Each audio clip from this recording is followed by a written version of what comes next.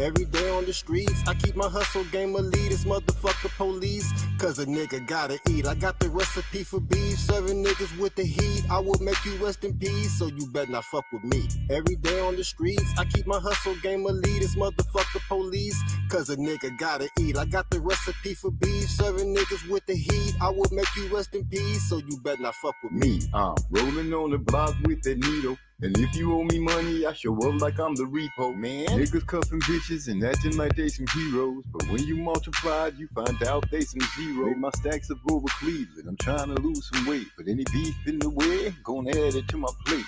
I'm a Norca on the hunt, where the sharks be swimming. And the problem with my pot, some sharks still swimming. I see you're still confused, let me bring you up to speed. If I'm standing in the kitchen, I'ma whip up what I need. If I'm standing on the streets, a master of selling dreams. Or you still lost, and focus will tell you just what I mean. I'm Mr. Ride down the street with that bang in the back, with that bang in the back, Mr. No, not now. But then you got those that just will push you, so I have to turn around and be like, oh, right now. Every day on the streets, I keep my hustle game elite. This motherfucker police, cause a nigga gotta eat. I got the recipe for beef, serving niggas with the heat. I will make you rest in peace, so you better not fuck with me. Every day on the streets, I keep my hustle game elite. This motherfucker police, cause a nigga gotta eat. I got the recipe for beef, serving niggas with the heat. I will make you rest in peace, so you better not fuck with me. I got no time to play with niggas. Don't make me spray you niggas. Just like raid out the can for misbehaving, nigga. So pay attention, nigga. You better listen close. And I hope you get the message, cause if you don't, you'll be a dead man or be in ICU. So when I see you, don't be acting brand new. You know what it do, you know how it is. On the streets where we live, ain't no love here. They're shedding blood here. They only play for keeps. I'm in this game deep, that's why I can't sleep. I only bang beats, I don't claim gangs. I got a lot of beef, but I don't name names. Half these motherfuckers nowadays be on the same thing, fucking the same hoes. To me they all lame, to me they all fake, to me they all snakes. I always do my thing, that's why they always hate. Every day on the streets, I keep my hustle game elite. This motherfucker police, cause a nigga gotta eat. I got the recipe for beef, serving niggas with the heat. I will make you rest in peace, so you better not fuck with me. Every day on the streets, I keep my hustle game elite. This motherfucker police, cause a nigga gotta eat. I got the recipe for beef, serving niggas with the heat. I will make you rest in peace, so you better not fuck with me.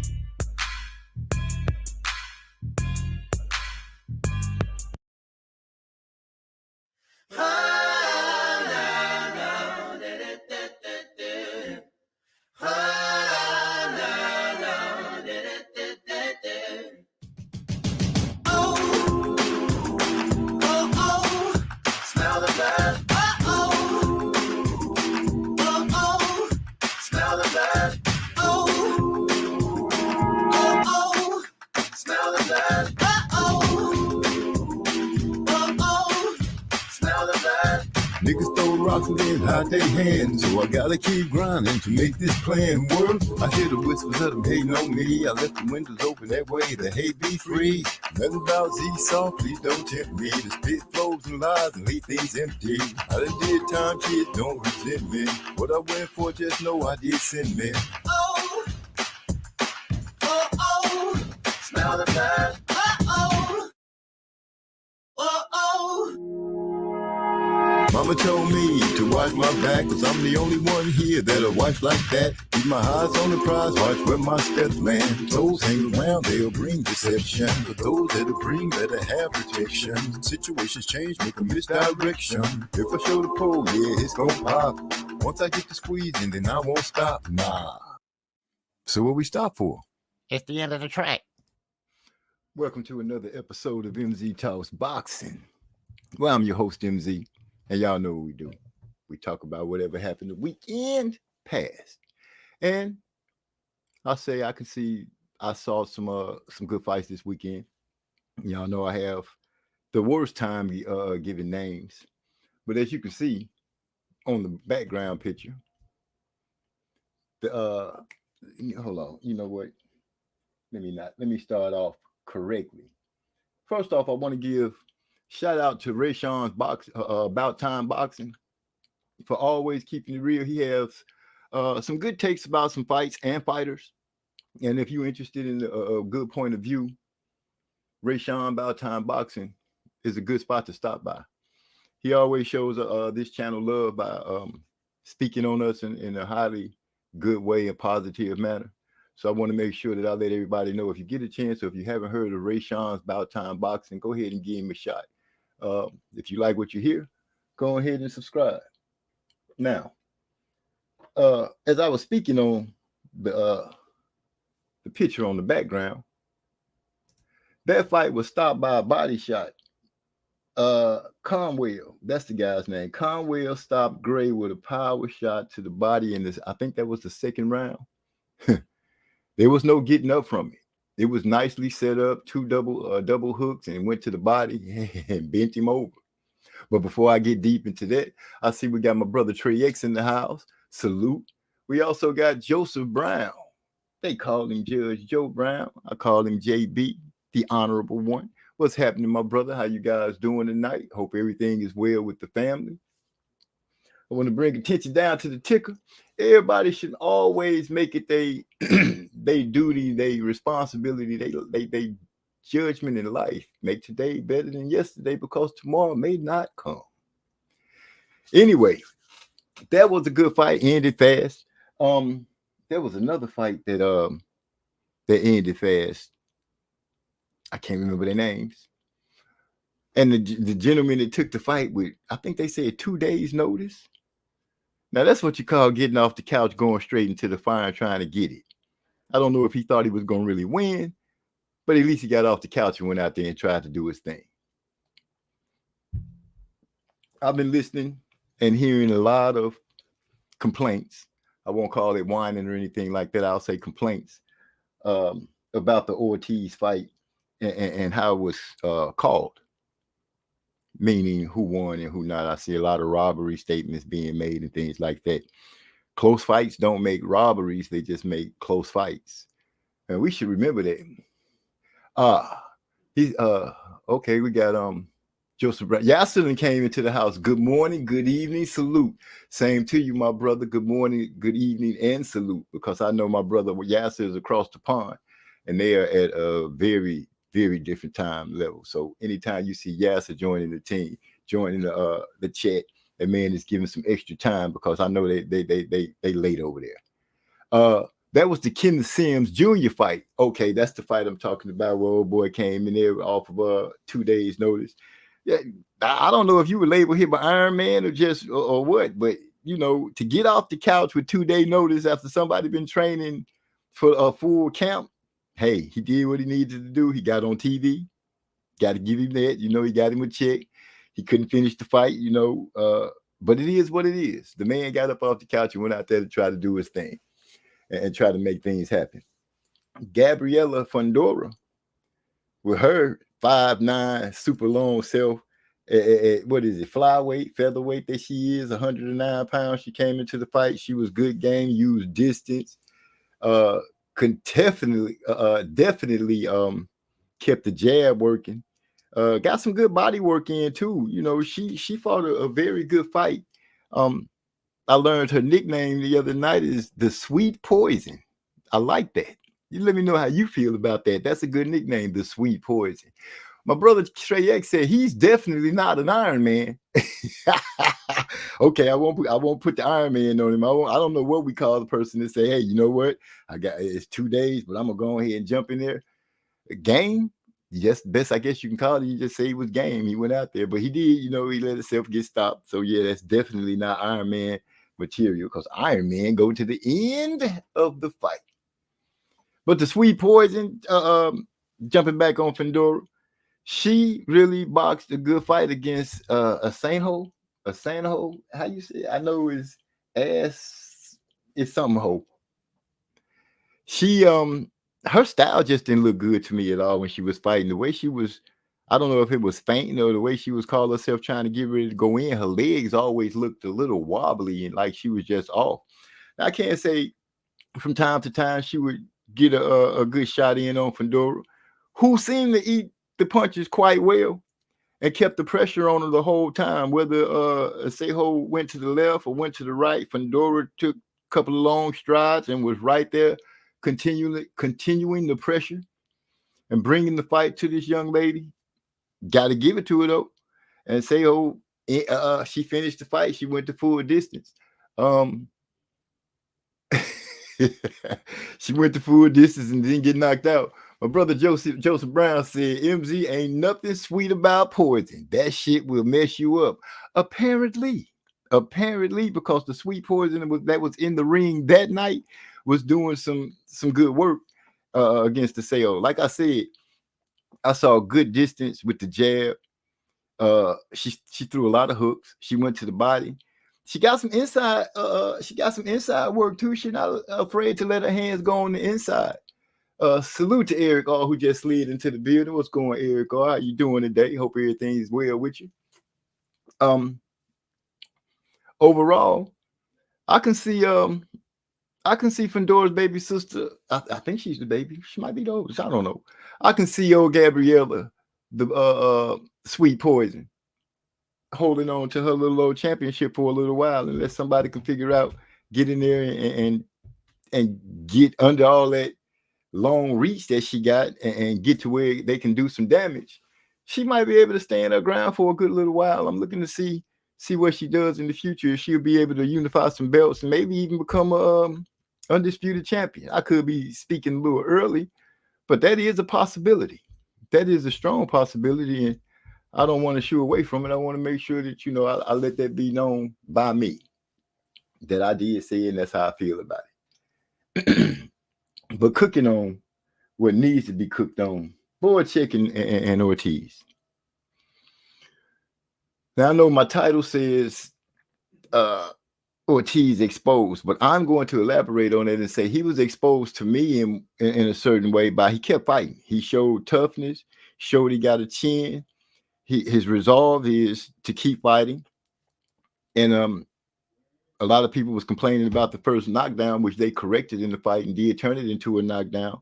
Listening to Robert Garcia speak, he also, I feel like this is a good sign of a corner. He let Vergil know from the get-go, from what he from understanding him speaking, that he needed to fight and try to get that win, fight as hard as he needed to fight, especially in those last the championship round, because they had to overcome the two knockdowns. Now, a lot of people, I believe, are screaming robbery and just automatically thinking that Vergil Ortiz lost and it was a robbery against Boychek, because if they were listening to the commentator of the fight, they instantly said at one point that because there was a knockdown, it was automatic 10-8 rounds.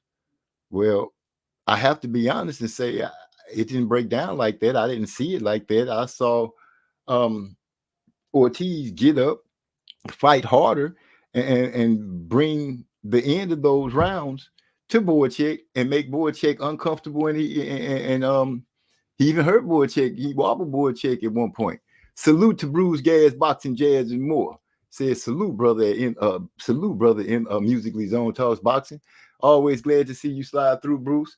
If you got time, sit back, put your feet up. You got something you want to say, hit the chat, let it out. Anyway, listening to the commentators, people probably took it to heart that, that's a 10-8 round because he dropped him, but he got up and he fought back. Let us not forget that, Fury, Wilder dropped Fury, and it was consensus amongst the boxing fans that Fury got up and won the round because he got up and fought back. So using that logic itself, I would have to say, you have to give Vergil that same kind of leeway, because he got up and he did fight back and he did bring the fight to Boychek. Not saying Boychek didn't work. Boychek was working his ass off. He was he was landing punches and catching Vergil with good shots, going to the body, going to the head, using his jab when he could, but it just turned into a brawl, pretty much, a good brawl. Something that I think worked a little more in Vergil's favor. Surprisingly, Vergil was able to, I think he came off of a layoff at that, coming off of a layoff and having the resolve to get dropped, get up. It was rude to slip the first time, but Coming to find out later, you did get dropped, and it's nothing that you can do about it because it's in the past. You just got to come out and work even harder. Trey X says knockdowns are almost always 10-8 rounds, regardless of what happens before or afterwards. My boy Yasser says, nah, that Fury round got that round Fury got knocked out in, then came back strong, was still 10-8. Same in the Boychek and Ortiz situation. Okay. I feel you guys. I thought it was my way of thinking that if a guy got up and he actually fought back and fought hard and outfought the guy that knocked him down, I thought that work, that effort, I thought that effort got rewarded. So, I could be wrong. So in my mind, that's how I was thinking of it. The loudest people calling robbery probably put the bag on the upset. That's a good point there, Eric. It's a possibility that's how it is. Sometimes people get a little sour if they put their money on something and it don't go quite the way they wanted it to. But, if you're going to put your money down, you got to be prepared. As much as you are willing to win, you got to be prepared to lose sometimes. So that's what it is. Okay, he says Ortiz did not come off of a layoff. He has 2 fights in 2024. Okay, forgive me. Oh, put that back up there. Forgive me for making that mistake. So now that breaks it down a little more, makes me get a clearer view of why people might be complaining so much about Vergil Ortiz. But I still have to give the man his props. He took some good shots and everything like that. It was a close fight, a hard fight. And he just happened to come out on top. I heard about an interview. I haven't got a chance to check it out now. 3 fights now. Oh shit, he running the gauntlet. Since that's the case, because if Boychek made 3, he had 2 fights before that, all in 2024. That's damn good record for fighting. You can shit. Some of our favorite fighters might need to take a look at that and see if they can't follow suit. 3 times in 24 already. That's freaking awesome. That's what boxing needs. We need a few more fighters that can pull that off and do what Vergil Ortiz done. I'm not going. I can't down the win. I can understand how people say they wouldn't be mad if it had been a draw. I don't know how people would have reacted if it had went the other way. I can only go by what it is right now. And right now, all I can say is, he pulled it off. Talks of Terrence Crawford. I'm not sure if that's going to still fly. But let me jump back in here. He said, does anyone remember that? Does anyone remember what the round was scored when Crusher dropped Ward? That was early in the fight, I believe. I want to say 2 or 3, but I could be wrong. Somebody let me know what it is or not. He said Trex could probably get 1 more in before the year's end. Oh, he talking about Ortiz probably can get 1 more in. That'd be 4 fights in 24. That's a good thing to stand on going through a year. Especially if you come through unscathed. Well, I don't know if he's going to be unscathed. 2 of the fights were against scrubs. 2 first-round knockouts. Okay. So with that information, it changes up a lot. Boychek is not a scrub. I hope nobody jumps up and starts screaming that. And I don't think they will, because most people are still saying that they feel like Ortiz took the fight. I'm sure Oscar De La Hoya and Bernard Hopkins is super excited. They get to brag a little more about how great Ortiz is, while getting, getting away with what's perceived as a political win. Politics might have played a position. Some people might think. As time go on, we'll find out the situation with Crawford and what he has lined up. People still hating on the fact and talking crazy that he didn't handle this business against Boychek against Madrimov.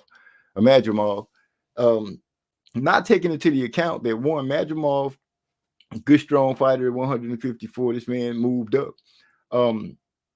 and just everybody's not going to beat everybody in some great super proficient fashion. That's just not going to happen. And people that think like that, stop, because you being foolish, you being childish in the way you thinking that every single victory will be super grand and more better than the last, when sometimes it doesn't happen like that. Styles make fights, and looking at different fighters in different fight styles, you see that. We at one point back in the day, we were kind of hard on one of the Charlo boys. I can't remember which one it was, Jamel, I think. And he had a tough fight. And we had to remember that the guy that he was going up against wasn't no punk. He wasn't coming in there to lay it down, hadn't been beat up and knocked out by anybody.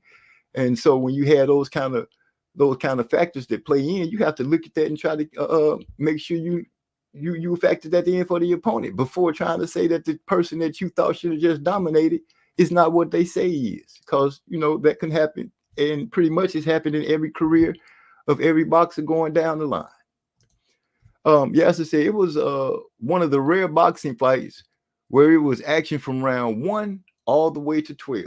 And that's one of the things that people should be talking about and excited about, and and speaking on, saying that it was an exciting fight from beginning to end. I'm understanding it could be standing up for fight candidate of the year.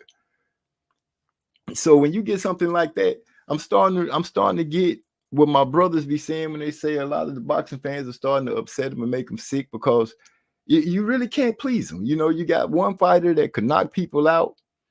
That's not good enough. He's not showing he can box. You got one fighter that can box his ass off. That's not good enough, because he's not knocking people out. You got one fighter that can box and knocking people out, and he comes up in the fight after he moves up in weight, and because he didn't get to knock out, he's not what people claimed he was. What Crawford had knocked out, 9 mofos prior to Israel Madrimov? Stop it. You know what I'm saying? What do you want? You want some kind of robot that's out there just doing all this craziness? Give these fighters, these pugilists, they respect and they flowers while they here, and quit trying to crap on them all the time, because it makes no sense. My boy Eric also said, I'd like to see Ortiz versus Tim Tszyu. He said, I'd like to see Ortiz or Tim Tszyu versus Madrimov. That's the Madrimov and Ortiz. I think that one to be kind of more different than what Tim Tszyu and Madrimov will look, because I think Tim Tszyu got a little more grit in him, where he coming out to try to demolish. At least that's what we saw him trying to do prior to him taking a loss against Fundora with the ugly head cut, because who knows how that fight would have ended if the man hadn't have got cut. With Fundora, still would have been able, Fundora would have, how should I say this? Would Fundora been able to have keep Tim Tszyu off of him throughout that whole confrontation if Tim Tszyu wasn't cut? So I don't know, Eric. It would still be good scraps on both ends. I would watch all 3 fights. I would watch both fights if they were to take place.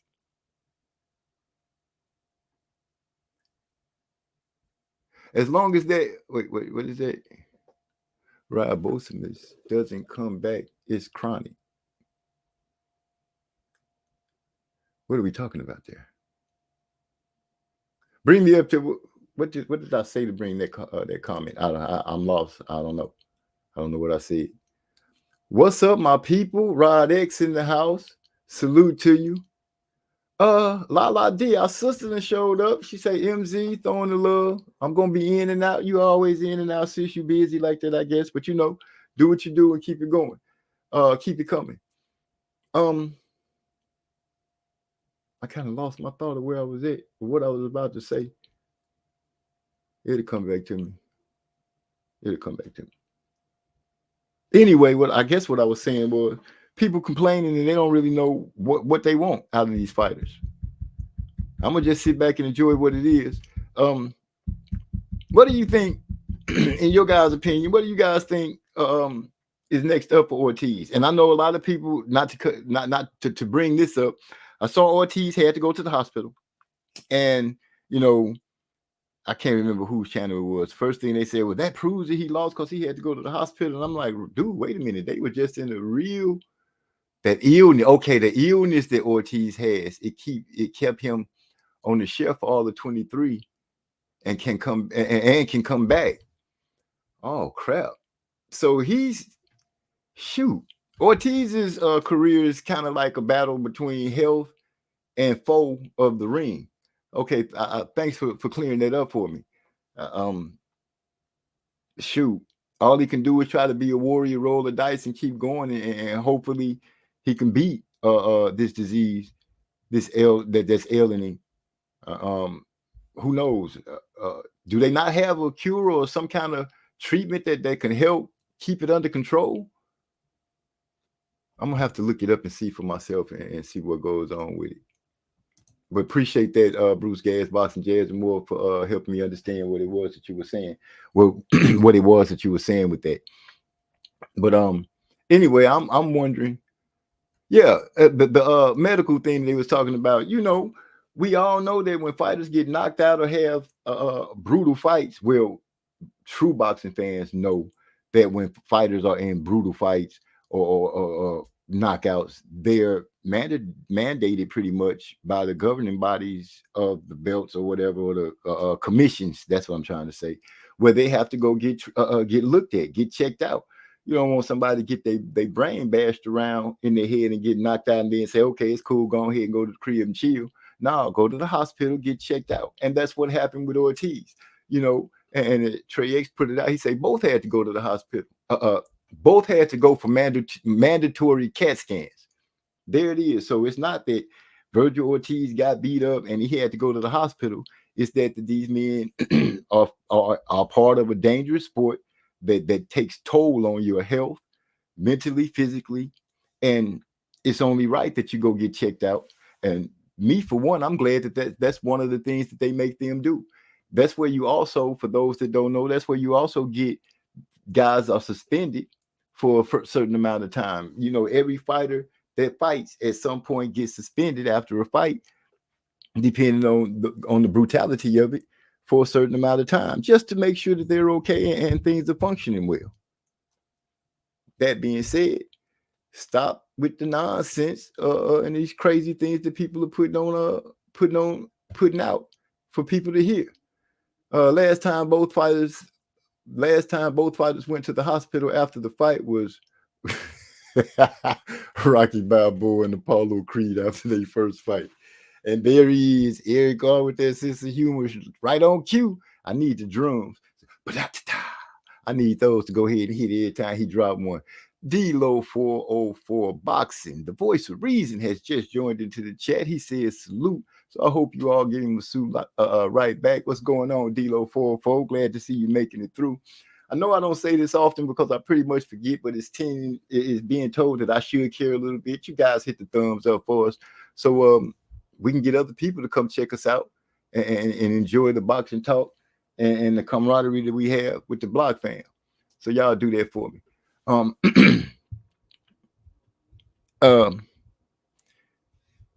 Is Vergil Ortiz ready for Terrence Crawford? I would have to say, because he's a fighter and he's in the game and his promoters say he is, I would have to say he is. Do I think Vergil Ortiz would beat Crawford? No, I don't think he would beat Crawford. He has too many holes in his defense. He does get hit a lot because I see he likes to get on a person and try to overpower. I don't think that would work with a thinker, a person that thinks at a high level in the boxing ring, that has, I won't say knockout superpower at 154, but I'm thinking that Terrence Crawford still carries a nice enough thump to make you think about what it is that you're trying to do and the problem. I don't think that, oh shoot, my brother Trey X stepped in the house. That means he done got his gas together. What's happening, my brother? What's going on with you? It's different kind of ways I could bring you on. Let me just go ahead and be natural today. My brother Trey X is joining the show. Salute to you. Salute. I'm good and fucked up, ready to talk some boxing. I knew it. So what you say? You say is Vergil Ortiz ready for Crawford? Do we think Vergil Ortiz is ready for Crawford? I say no. I don't think he's ready, but I won't hold him back. Well, I mean, he just went against a guy that's pretty good. We bet on him, but he's not like an A-level fighter though. And he just went out there and went through hell, fire, and brimstone with this dude. You know what I'm saying? I mean, I know they got a lot of familiarity with each other. In hindsight, that was probably a bad pick because I don't like a lot of familiarity. They done sparred each other for 50 rounds and shit when Vergil Ortiz was preparing for Mean Machine. So we actually saw some vulnerability when he fought against Mean Machine. Mean Machine hurt him in like the 7th round, had him stumbling around the ring. He get in there with Boachuk and get dropped twice in the fight. Um, I think it was a little bit of an expose, a little bit. I mean, I thought he won the fight. Even though we bet on him, I still thought he won the fight. But I think I saw enough to know that some of these other ones might whoop his ass. So he better go to Crawford, in my opinion. Because if he fights some lesser type guys, he might get knocked off. You know what I'm saying? I already seen the difference in him when he fighting somebody that he feel like got a punch. Because normally he like to fight like Jose Ramirez. Come in with his hands up good, a little bit of feints, a little bit of head movement, work off the jab, go to the body with the hook. But against Boachuk, he want to get out on the outside and try to box and work off his jab and all that kind of shit. So they let me know, like, you're a little bit different guy against this man. And coming into the fight, he was already saying, well, my knockout streak might end in this fight because I know he tough and I know what he bringing. So I won't be surprised if he change up against another guy. Like, let's say he fight against a Charles Conwell. I won't be surprised if Conwell beat him. As a matter of fact, I would favor him over Vergil Ortiz. So I think he needs to go and fight Crawford before one of these other young lions whoop his ass and fuck up everything. Knock his ass off the bag is in so many words. Yeah. Knock him out the box. Well, I also heard them throwing Booth's name into the mix. I don't know why they keep throwing Booth's name in unless Booth has already proclaimed that he's gonna move up to 154. But other than that, I don't think he can beat Boots either. Not with the holes and things that I saw in this game and boxing. In this fight the other night. Not with that. Yeah, I will say this is his first time going 12 rounds that I can think of. Yeah, that was his first time going the distance. So maybe he'll look a little sharper after he done had that type of activity. Because, you know, he took all the 2023 off for his illness. And he had 2 fights this year, but they was against scrubs, first round knockouts. So he basically only had 2 rounds in almost 2 years coming into this fight. So maybe he'll look a little sharper. Now he done went out there and got the rust knocked off. You know okay. what I'm saying? Yeah. And I'm gonna go ahead and say this. Yasser says after watching Ortiz fight, I'm actually fully convinced now Bud will get the KO in 8. I was gonna toss in there, seeing that Ortiz just went through this close fight with Boachuk, where some things in his defense got exposed, where he took some things. You think this could be one of those times that he learned and he can come back better because this was more of a lesson than just a victory for him? I mean, it's always a lesson, but at the same time, Boachuk is 6 foot. I think he's 6 foot even. I haven't seen his arm length, but he looked like he got some pretty long arms. Definitely punching at 154.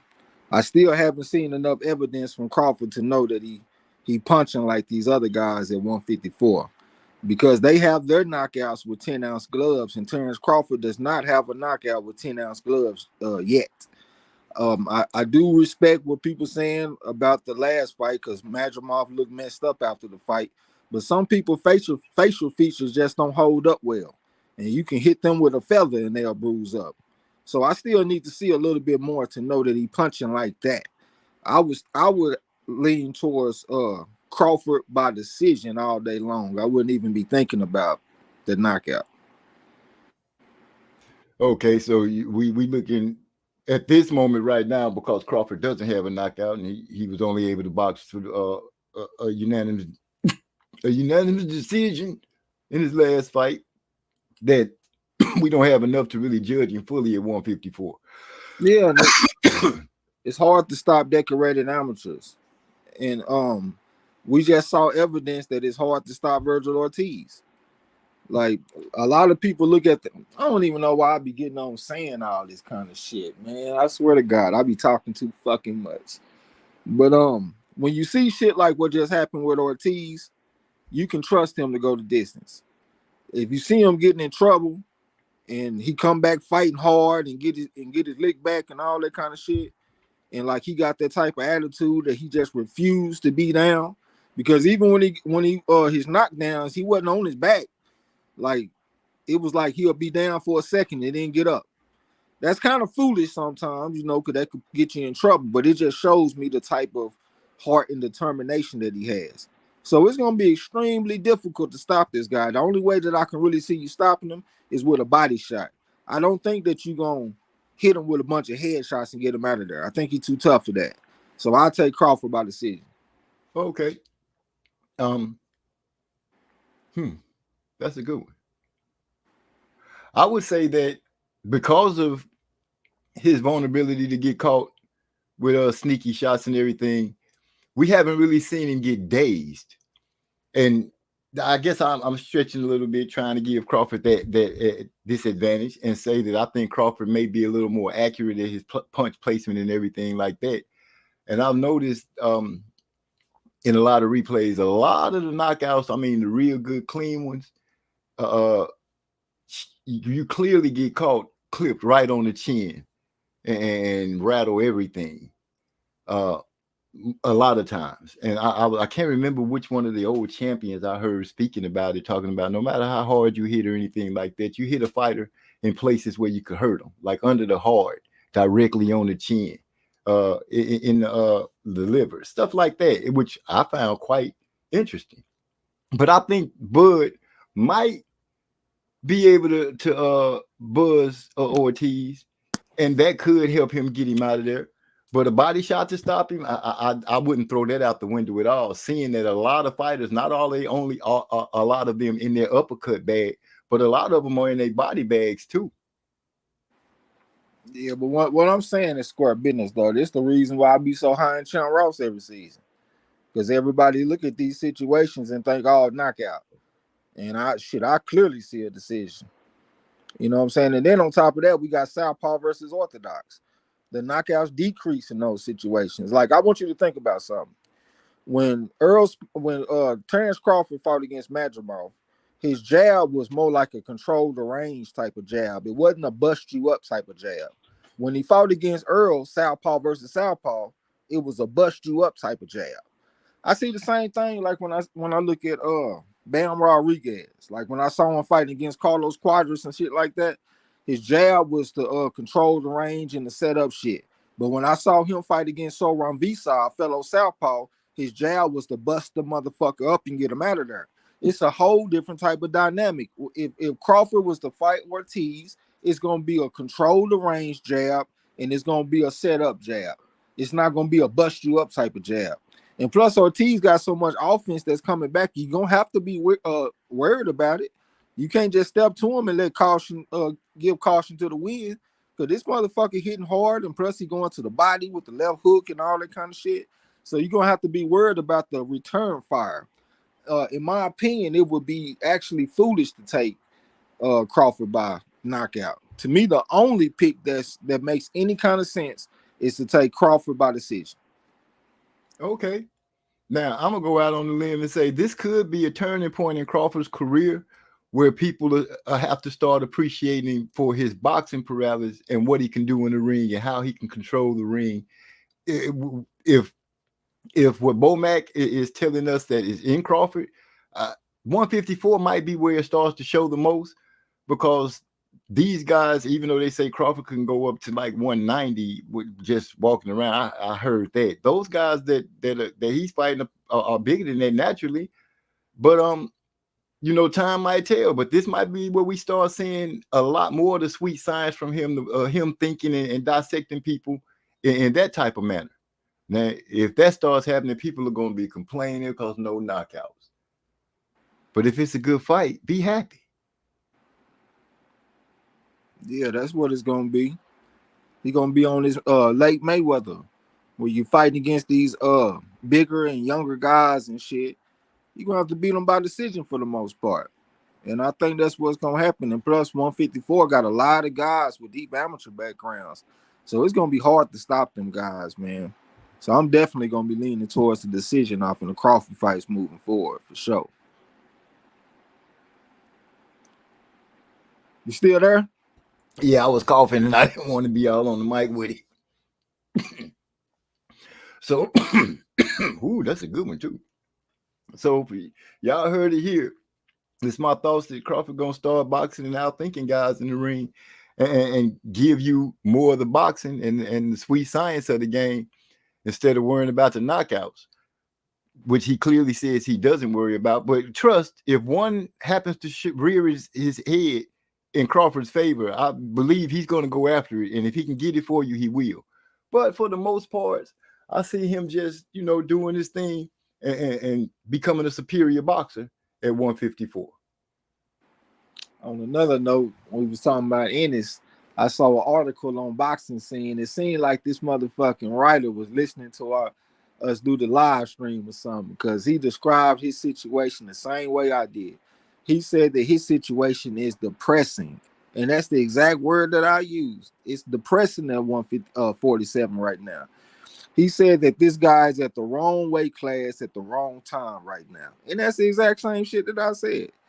I looked at the rankings on BoxRec, looking at 147, and that shit looked like a fucking depressing wasteland. Like, they got Conor Benn at number 3. Like, think about that. You in the division where you got Conor Benn at number 3. No, not ahead of him, but I'm saying Conor Benn shouldn't be ranked nowhere in the damn top 10. That boy was on everything. Yeah, he ain't supposed to be ranked. If you in a deep division, Conor Benn is not ranked number 3. That was an indictment on the weight class. Yes, and if you look at 147, them motherfuckers going 20, 30 deep down there with all them fighters.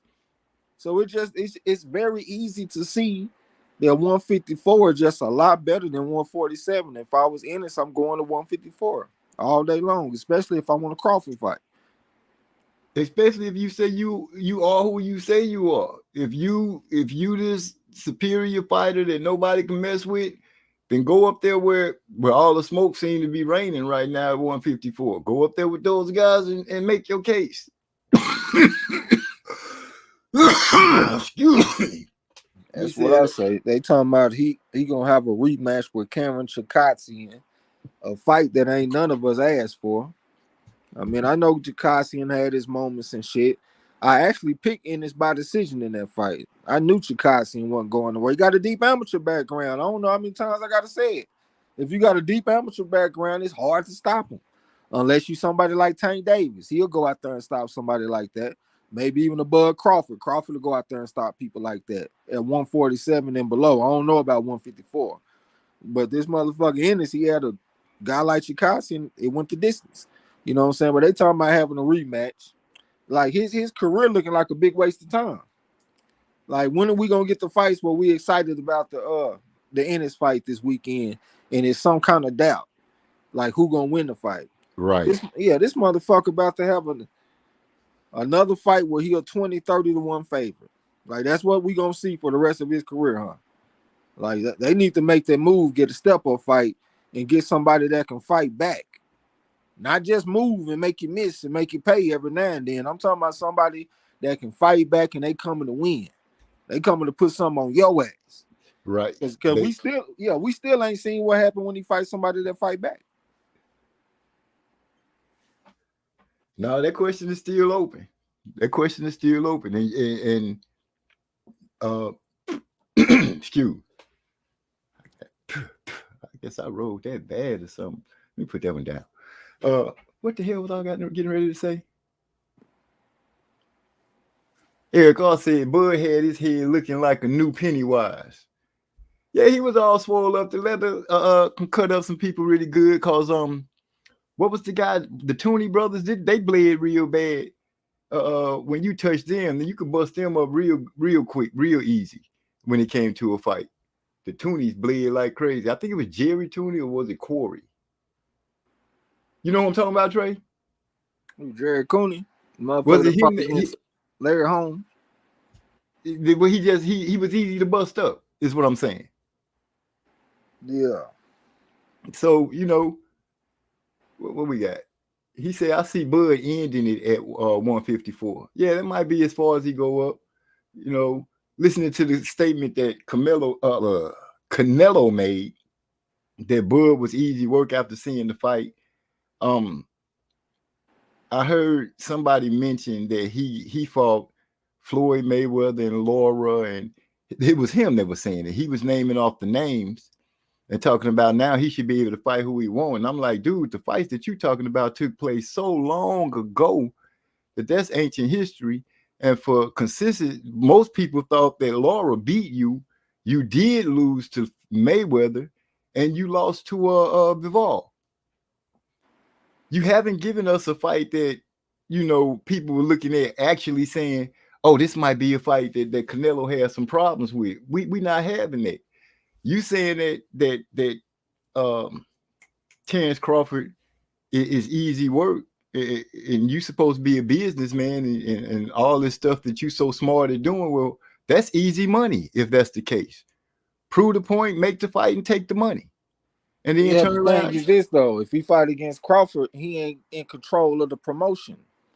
Like he a partner at best with Turkey Al-Sheikh. So that means that Terrence Crawford is gonna have just as much or more representation in the promotion. So we take the politics away from Canelo, and they either split down the middle, or maybe even Crawford got the edge in the politics. And Canelo ain't trying to be in that situation. Like all them fights you talk about, we can even throw in Triple G, the first fight. A lot of people thought Triple G won that fight. But Canelo always got the politics on his side, like when he fought against Laura. So close rounds gonna go to him. But Turkey Al-Sheikh already shown that he got a lot of respect for Crawford. He got love for him as a fighter. I remember after that last Bivol fight, when he fought that Zenad or whatever that dude's name was, and he told him, don't feel bad. When you fight people like Bivol and Crawford, they're not human. They're like cyborgs. So, and you already see calling them a legend and stuff like that. So Canelo will be going into an event with a promotion where the number one guy got all the respect and admiration for his opponent. That's uncharted territory for Canelo. Canelo ain't never been on an even playing field. He's always had the advantage in the politics. So he like, if I'm gonna give up on politics, nigga, give me to 150 million. That's what he's saying. I ain't saying he right. I'm just painting a picture of what's going on, and that's why Canelo ain't interested in this shit. If it was Bud Crawford being on a fucking Canelo Alvarez promotion and he ain't got no representation, everything is just on Canelo's side, I think he would take the fight. Because that's what he had like in the Jermell Charlo situation. You know what I'm saying? But against Crawford with Turkey Al-Sheikh in the equation, that flips the politics. And he don't like that shit. He like, fuck Turkey Al-Sheikh. It was something else that he said that I wanted to bring to the light. Oh, he said that all those guys that he named, also all those guys wanted to fight. And my memory going back on his fight with Floyd Mayweather, Floyd did offer him the fight early, and they said he was too young. The next time the fight came up, not only was Canelo talking big noise, but he was telling Floyd that he was going to stop fighting on his undercard. He told Floyd he was scared. And that's when he opened his mouth and said they can even do it at a catch weight. So in that part, I just wanted to bring it up and say, no, Floyd didn't want that fight that second time. You really wanted that fight. You was talking shit and you boosted yourself up.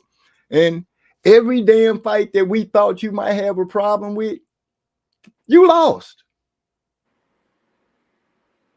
I can't think of a fight that I didn't think that Canelo was going to have a problem that he won. I didn't think he was going to beat Floyd. Well, he beat Laura. And I didn't think he was going to beat Bivol. Every time he face somebody that can move and box, he not really facing it. He facing guys that's gonna either run out of gas, where they're gonna end up being in front of him, or they the kind of guys that usually are the guy that's gonna stand in front of you and try to punch. Those are his favorite guys to fight. Every time they say something about a fighter that's a mover, he always say, "Oh, it want to be a good fight because they move a lot. They move a lot." Well, damn it, stop them. Cut the ring off. It ain't their fault that your ass can't keep up and they picking you apart while they go around you. But I'm not gonna go on a big rant about that. I'm gonna just say that's what I'm seeing out of. That's what I feel about Canelo. Yeah, I ain't got nothing to add to it. I mean, all this shit been said a million times before. He said, "Hey, Eric R added on about Enos moving. He said Enos is young, 154 right now might enhance his performance. Just might. We just had an example of maybe we saw that this past weekend with Angelo Leo, because Leo was fighting at 122 for the majority of his career. He was even a champion. He lost his belt to Cool Boy Steph. Wasn't known as a puncher, nothing like that. But now he done moved up to 126, and he just went out there and stopped the Iron Man. Three-name Mexican, Luis Alberto Lopez, knockout of the year candidate. Before that fight, he actually got a stoppage over a guy. He might not be an Iron Man, but he like a war machine. He a tough motherfucker. He just right below Iron Man status. And he went out there and stopped him. And this is a dude like going into the Luis Alberto Lopez fight. He only had 11 knockouts out of 24 wins. So it's about a 45% knockout percentage, something like that. And he went out there and knocked out an Iron Man. So it looked like that might be some evidence that there's some fighters that can move up to a higher weight class, and it does enhance their performance and even add to the power. Because he was not known as a power puncher. Now he knocked out a war machine and he knocked out a goddamn Iron Man. So maybe it might enhance his performance if Ennis was to go up to 154 and fight at a more natural, comfortable weight. Well, great point with that, trademark off. No, it ain't trademark. Hyphy that came into the building. Of course, he gonna say, "Hello, MZ, how are you?" David Maria left 168 because he didn't want to get his ass beat by Osalis Iglesias again. What? He said he beat him in the amateurs. I don't even know how I should bring it up, because in some things we do say that Keyshawn should fight Andy because he is Andy, right? They got him 4 times in the amateurs and he don't seem like they want to fight. Okay, Hyphy, I'm gonna give it to you this one. I can't even debate you on it. You win on that one. On this one, because you don't know shit about Osley's Iglesias, nigga. Keep it 100. That too. Let's be 100 around. We gonna be on that too. But when since he done called me out on it and tried to bring it to the forefront, I'm gonna go and see what Osalis Iglesias is. He a tough Southpaw Cuban, deep amateur background. Stopped the Eastern European in 1 round in his last fight. That might should be the knockout of the year on the cool. It was a single lead right hook, and he had the dude on the ground. I don't even know how you describe that shit. It's like he had involuntary muscle movement when he was on the ground. Like he was like just on the ground. A seizure. Yeah, like he was down there trying to break out running while he sleep or something. Like it was brutal. A lot of people was mad at him after that knockout, as a matter of fact. They thought that he should have been more compassionate to his opponent, but he was looking towards the crowd and celebrating. But to be honest with you, I don't even think he saw the guy. I think it looked like he hit him with the lead right hook. The dude fell. He saw that he was out of there because the punch landed real solid, and he immediately turned to the crowd to start celebrating. Once he did notice that his opponent was still on the ground, I saw him kind of, show some concern for the guy. You know what I'm saying? But he definitely a good fighter, a bad motherfucker. David, I ain't read about the shit in the amateur. This is something that Hyphy's saying. But David Morrell was 130-2. So if this guy did beat him, that's one of only 2 people to beat him in the amateurs. And plus, it's Southpaw and Southpaw type of matchup. He fighting this weekend, as a matter of fact. I think him and Christian and Billy fighting on the same card. And Billy is one of the up-and-coming 168-pounders. I wouldn't mind seeing them lock it up. Because them 2 motherfuckers that's going to come fight, and Billy a 4 on the pedigree scale and the Olympian and all that shit, that'll be a hell of a motherfucking fight.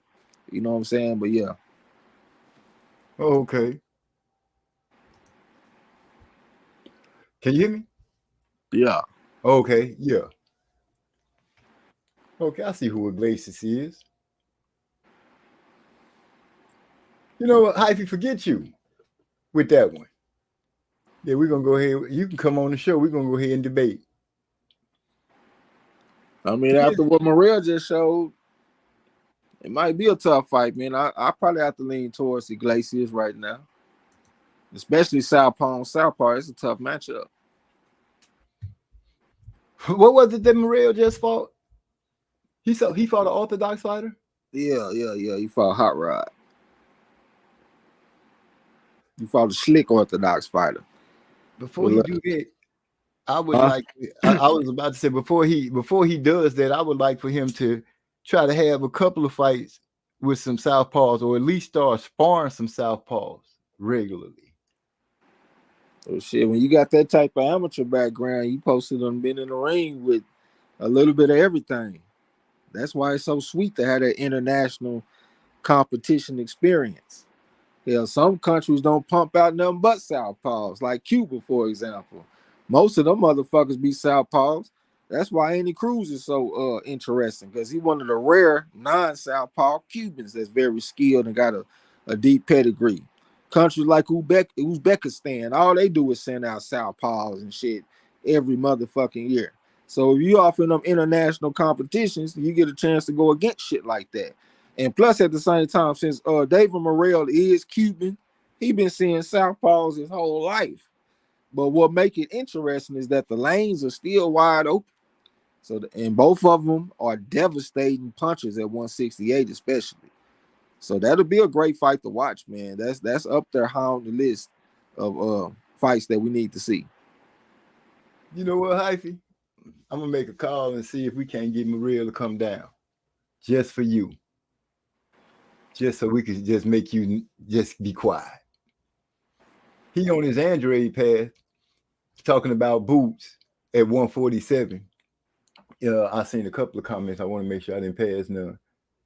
Okay, no, I didn't. Yeah, Joseph Brown is saying that Boots is on his Android path, but he's gonna end up being stuck with no fights or nobody with a name to fight, and the boxing world gonna be passing him by. And before we look up, you'll be like, "Damn, what happened to Boots?" Yeah, I think he's gonna still be relevant because he's just such a devastating knockout artist. That's I think that's gonna put him on a different trajectory than Andrade. But he definitely needs some action though. I don't want to see him hit 30 and we don't get none of these fights. Because it's a bunch of bullshitting going on around here with Ennis's fights that they having for him. Hell, his best win is a guy that arguably lost to Speedy Ellis. Like he officially got the MD over Ellis, but shit, everybody thought he lost the fight. He hurt Ellis. I think he might have scored a knockdown or something, but Ellis outboxed that man. And Ennis ended up fighting the guy that we felt like got outboxed. Now they talking about him fighting Karen Chikatsian again. Like, man, we thought Chikatsian came with something, but we didn't think he won. We don't need to see that shit again. We want to see some Ryan Norman Jr. type shit. We want to see some Stan Jonas type shit. Mm-hmm. And can't nobody tell me if they call Stan Jonas, he gonna say no. Heck no, I don't believe that. Yeah, it's starting to look like they really don't want these fights the way that they say they do. That's what it looks like. And I'm still trying to figure out the move to the zone in that case. Unless they're going to use the zone to unveil him moving to 154. Only time to tell. Yeah. G-Lo said Eddie is going to handle Ennis the same way he handled Andrade. He agreeing with Joseph Brown with that one. Lala says Boots needs to move up to 154, grab a belt, and get in the way of Bud's quest for undisputed at 154. That would be the most logical. That would be the most logical move for him, sis. If he want to get that glory, legacy, and all that stuff built up. Hyphy Iglesias just stepped into the building, ladies and gentlemen. You want me to? What's going on, Hyphy? Is that adding? Yeah, there we go. What's going on, brother? This is Shadowbox. I'm listening to y'all cook. Oh, okay. Well, anyway, yeah, that would be the best spot for him. Ortiz, Crawford, a whole smorgasbord of fighters that's at 154. Spence, Fundora, to name a few. I think I'm not gonna say the Charlo name because I don't know if that boy gonna come back because that's just some kind of crazy illusion that people are having. But anyway, yeah, 154 for Boots would be where he can get his spark on and show off. If he's that one of those kind of people like we were speaking about earlier, where he go up to a more closer of his natural weight, it might enhance his performance, like Eric R said, and we might see the boost that I don't know. It's hard for me to say what kind of boots we to see because we see him already. But hopefully things pan out for him. He make the right move because staying at 154, as I've started to look at it and it's being broke down to me, it is a tragic way, a place to still sit. So get your ass out of there. No disrespect to Bozy or anything, but maybe you guys should start looking at that if you guys really want to get some big fights lined up where the payday will be bigger and your son stands a chance to prove that he the best. And have more longevity in his career. And on top of that, I mean, he is a guy to get hit. Like, he got some decent defense, but he get hit, though. Shit, I want to be at my strongest. You know what I'm saying? Let me go to 154 where everybody the same size, man. We've been talking about that forever, but that's something that I'm adamant about. Like, this is the great time, the perfect time to go to 154. What you gonna do? You gonna sit back and wait till them Andre size niggas be at 154 again? You got Jamal Charlo type niggas at 154 again. Jared Hurd, you waiting on them? You waiting on them size niggas before you go? Shit, you better go right now where the coast is clear of them giants. The only one you got to worry about is Fundora. That's it. Everybody else is manageable. Shit, they 5'10" and under for the most part, except for Boatchu. He was 6 foot. But outside of them type motherfuckers, man, everybody about 5'10". And that's what Ennis is, 5'10". Long gone. What is his reach? I don't think I ever seen it, but he got some long arms. I mean, you could just tell. It looked like he might be sitting right around 72. Yeah, I won't be surprised about 72. Yep. Him and Vergil Ortiz, they 9 months apart. They started their careers 3 months apart. They both started at 140. And Ortiz is already at 154. Just won a big fight at 154.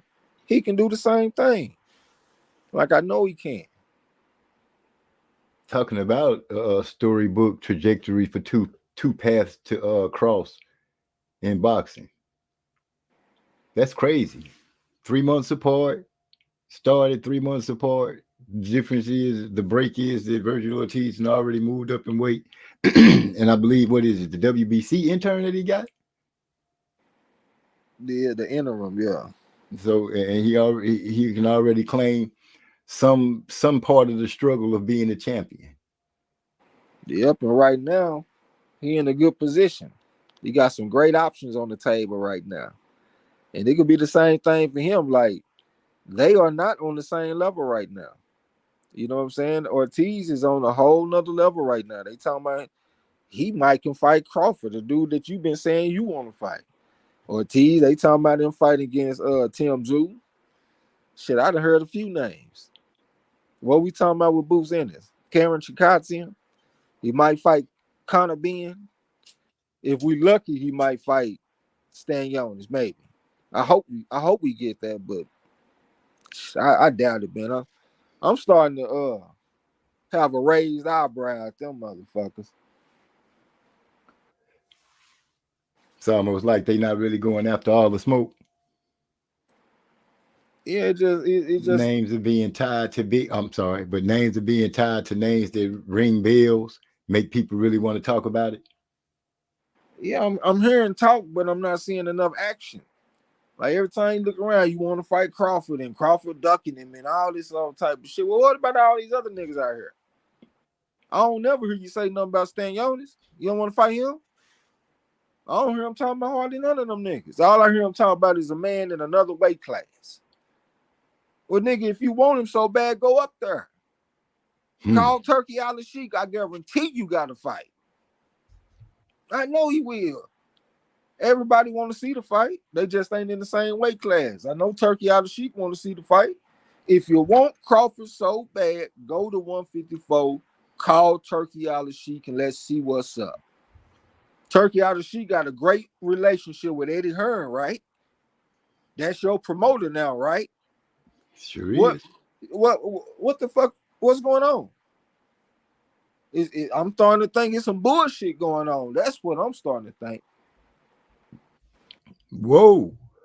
Fire in the bow. Somebody shooting something.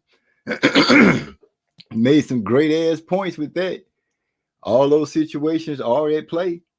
And if you know you that great, you want to move up, call Crawford out instantly. Get that fight. I'm pretty sure they can make it. They can make it happen. They can do something to make it where people will be like, oh, Booster moved up.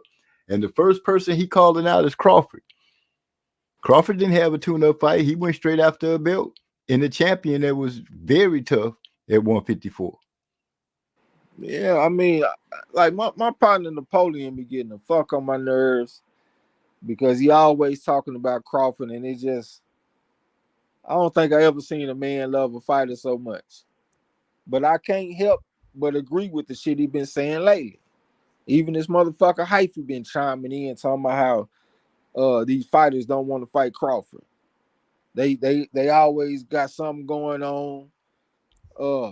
There's always some kind of reason, some kind of excuse where they don't fight this man. So we just had Jerron Ennis. He fought not that long ago. He fought against Avanesian. Terrence Crawford coming off the Madrimont fight. So both of y'all free right now. Ain't now one of y'all signed to a fight. If you really want to fight Crawford, why the fuck you think they're talking about Chikatian right now? Both of y'all free. Nigga, put the pressure on. Put the press on.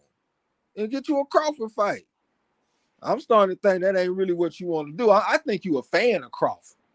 But I'm thinking that's why you want to fight like him. You want to switch hit like him. You niggas like Crawford. He talking about he wasn't gonna watch the Madrimont fight. That nigga was out there with there. Yeah, he was at the goddamn fight. Crawford walked by and told me, I thought you wasn't gonna watch. You a fan.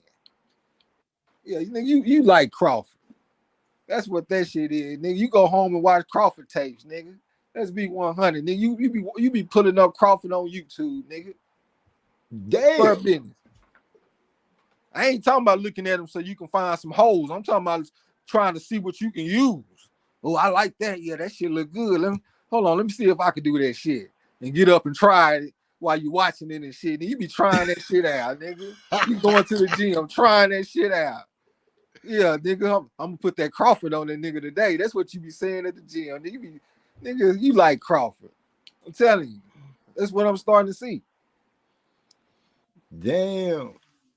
Now after a while, truths do start to come forward. You can't just hold them back. And I get a chance to say this. These other fighters don't want to fight for Crawford. The only fighter that I knew wanted to fight Crawford, did fight him, got hulled out. And since then, y'all ain't been jumping at the opportunity. Y'all have not been jumping at the opportunity at all, which makes me think in you guys' mind, whatever Earl Spence was doing outside the ring, he must have been a beast to y'all inside the ring. And once Crawford put hands on him, y'all dissipated. Yeah, this shit feel like if Adrian Broner wanted to fight Mayweather. And we can clearly see that Broner want to fight like Mayweather. Nigga, you a fan. And that's what I'm saying with this nigga Ennis. Like, you want to fight like Crawford. You a fan. Like, you want to fight your idol. Like, we hear what you're saying, but I think it is what it is. Like, this nigga got the style of this era, the switch hit. And that's what you do. But we supposed to really think that you see this nigga as your equal. Like, nigga, nigga, that's your mentor, nigga. And ain't nothing wrong with that. Yeah, it's cool. Ain't nothing wrong with it. Well, don't make it seem like you really just trying to get out there when your actions ain't saying that. Let that motherfucker Ennis go up there and knock off that Bakram Murtazaleev and get him a belt. You don't think Crawford ain't gonna want to unify? That's what La D said, right? Go get you a belt and go get in the way. And show us what you got. That's what Crawford did. He went up to 147, got him a belt, and got in the way.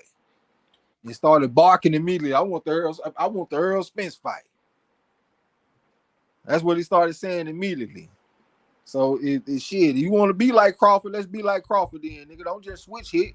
Go on up to his weight class, get you a belt, and start barking. And bark loud too, nigga. I want all the boxing fans to know that's who I want. Ain't no doubt about it, no question. And until I get them, I'm gonna whoop niggas. Until they give him up. until they put him on the motherfucking platter, nigga. I'm gonna beat niggas up. Yeah, everybody around, nigga. Straight scorched earth. I'm killing everything moving until I get Crawford, nigga. Do that. But when the doors open and the iron gate raised and the gladiators step out, be all that you said you are. Make us see all that you say he not. Because if you go out there and get dismantled, like my favorite fighter at 147 did, I don't know what to say. Yeah. D-Lo 404 said, I had Trout, Laura, and Triple G beating Canelo. Yeah, I thought Trout got him. He did drop Trout with the right hand, if I'm not mistaken. Or maybe that was Laura. That might have been Laura that dropped him with the left hand. But I thought Trout outboxed him, though. Square business. To me, I don't know. I just, my honest opinion, Canelo can't fight. I won't take that from him. And he excels at fighting a certain style.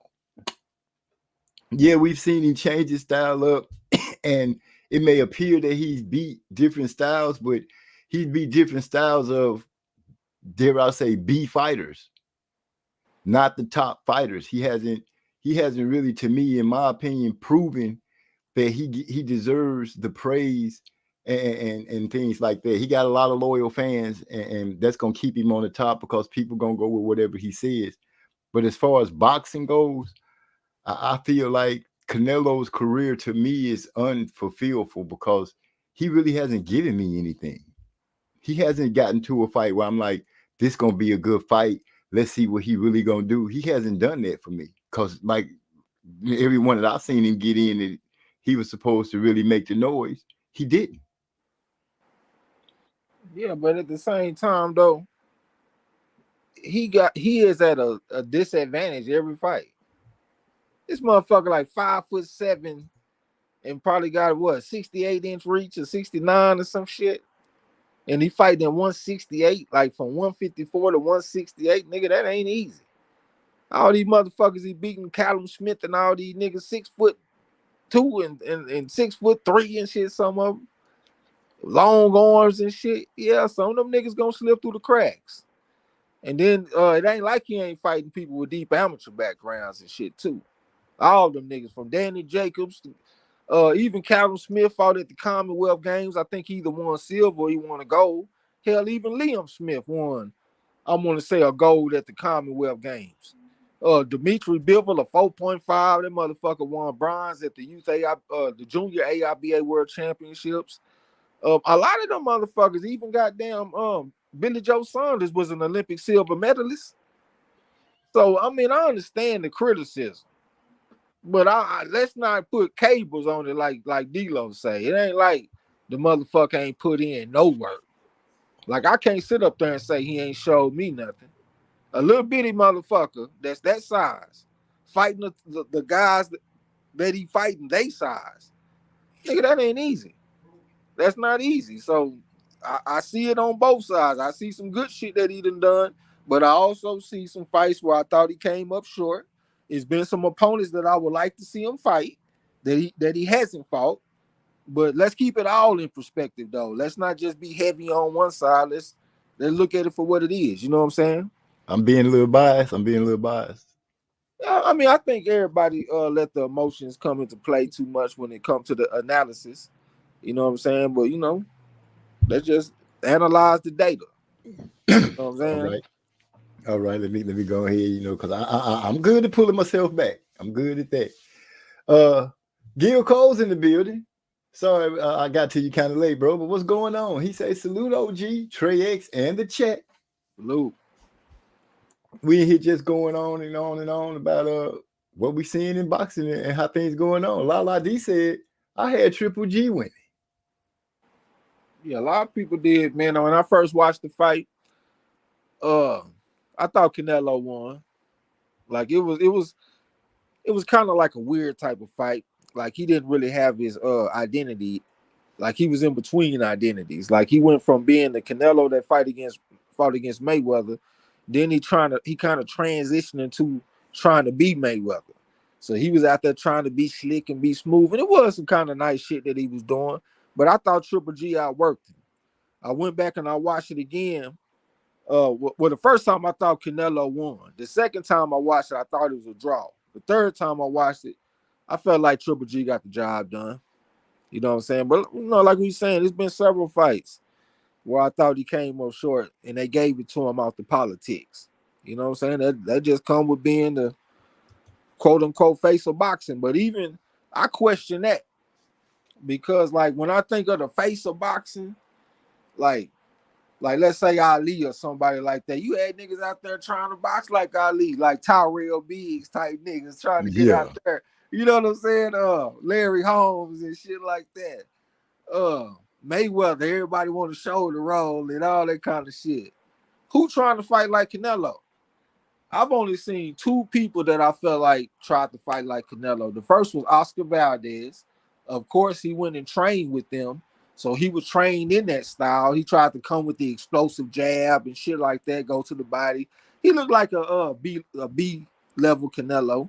And I also kind of felt like might surprise you, but I thought Gervonta Davis took a Canelo type of approach in his last fight against Frank Martin. I saw some little things that reminded me of Canelo. But them the only two examples I can give you. But when it comes to Terrence Crawford, I can give you example after example of fighters trying to be like Crawford, adopt his style with the switch hitting and all that kind of shit. Like you see it everywhere, man. We see southpaws everywhere now. We ain't used to see this many southpaws.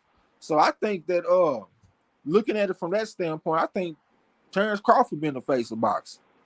This is definitely his era, even over Canelo. Because I just see everybody trying to be like Crawford. Everybody ain't trying to be like Canelo. I feel that. I gotta say salute to Big Bro. He's saying salute to everybody. What's going on? Lala D said he fake beat Laura, and people thought Plant would beat him. I knew better. I'm gonna jump on that right after I introduce D-Lo 404 Boxing and joined in on us. And we got Hyphy Iglesias is joined back in with us. I'm gonna say salute to you, gentlemen. Salute. What's up with it? Shoot, you got it. Now, One. Lala, people thought Plant would beat Canelo and you knew better. I was one of those people that really was high on Plant at the time. I was really thinking that white chocolate was gonna go out there and do his thing. Sweet hands, Plant. I thought he was gonna do his thing and go out there and outbox Canelo and beat him up. And Trey X didn't make me privy to some information until after I'd already put myself deep into the wrong waters and said, Plant got a gas tank problem. What? You tell me this now? Yeah. So Plant went out there and got his ass whooped because he ran out of gas. Because I thought he was doing pretty good in the fight. He was. But then he turned into a freaking fan and started asking about it. How am I doing? Am I a good fighter or something to that effect? Shameful. Yeah, he said something like, I'm pretty good to have many fights, like 15 fights or whatever. Just shameful. And then proceeded to get knocked out. Yeah. Anyway, Yeah, so I just wanted to let Lala know that I was one of those people that thought it could happen and it didn't. Yeah, I be trying to tell you about Plant, man. You don't never want to listen. Every time Plant fight, here come MZ. And you just love that style, huh? So up until the time that he was fighting, I didn't really ride with him against Benavidez. Yeah, you did, nigga. I did. Hell yeah. You bringing up stuff that happened a way long time ago. You just I brought think I it up. did too. You just tried to have that revisionist history. I just gotta, let you know, nigga. Hell yeah, you took Benavidez. He don't I know mean, you because took Plant. You took Plant. he wasn't making his own pick, so he don't know. Ain't that? Oh my! Touche. Hey, damn. I ain't know nigga was gonna say that. Pick, hey, remember Pickgate was going on. Wow. That nigga D-Lo. Hey, D-Lo. The Ghost Rider got a Ghost Rider. Right. That nigga Ghost Rider got a Ghost Rider. Well, that's off the chain, man. That's a good one. I'm gonna use that, Hyphy. I'm gonna use that. I'm gonna let you know now. I mean, I might even say Hyphy said it. Yeah. Okay. Hey, I wanted to chime in on what Trey X was talking about Ennis and his team, about whether they really want that Crawford fight. Hey, baby. Go ahead. What do you think? Y'all hear me? Okay. So, I talked about this on my channel back when I was active, you know what I'm saying? Like I didn't do a whole lot of talking. I was just taking clips of what Ennis and his team was saying and then putting what they say later on the also. So if you think back, Bozy kept talking about they'll take the Crawford fight in a heartbeat. Said it multiple times. Then when they got offered the fight and that came out that they got offered the fight and he got asked about it, man, he went to stuttering and stumbling and all kind of stuff and put it on basically put it on Espinoza. Then Espinoza came out trying to make excuses why they couldn't they wouldn't let him take the fight and all kind of stuff, man. So it's like, to me, if that's the fight you want, and I said the same thing back when them Charlo boys got offered the Canelo fight and turned it down for whatever reason. It's like, man, you can't run around beating a drum talking about you want to fight forever, and then when the fight come around, you ain't even negotiate. You just flat out turn it down, and then go right back to the same thing, making excuses, and then give it a little time. You start right back talking about want to fight the person. I think it's just a whole bunch of whole bunch of smoke, but ain't no fire there. Ain't no motherfucking fire, huh, man? And if it is some fire, it's just a big lighter, a motherfucking match or something, nigga. Man,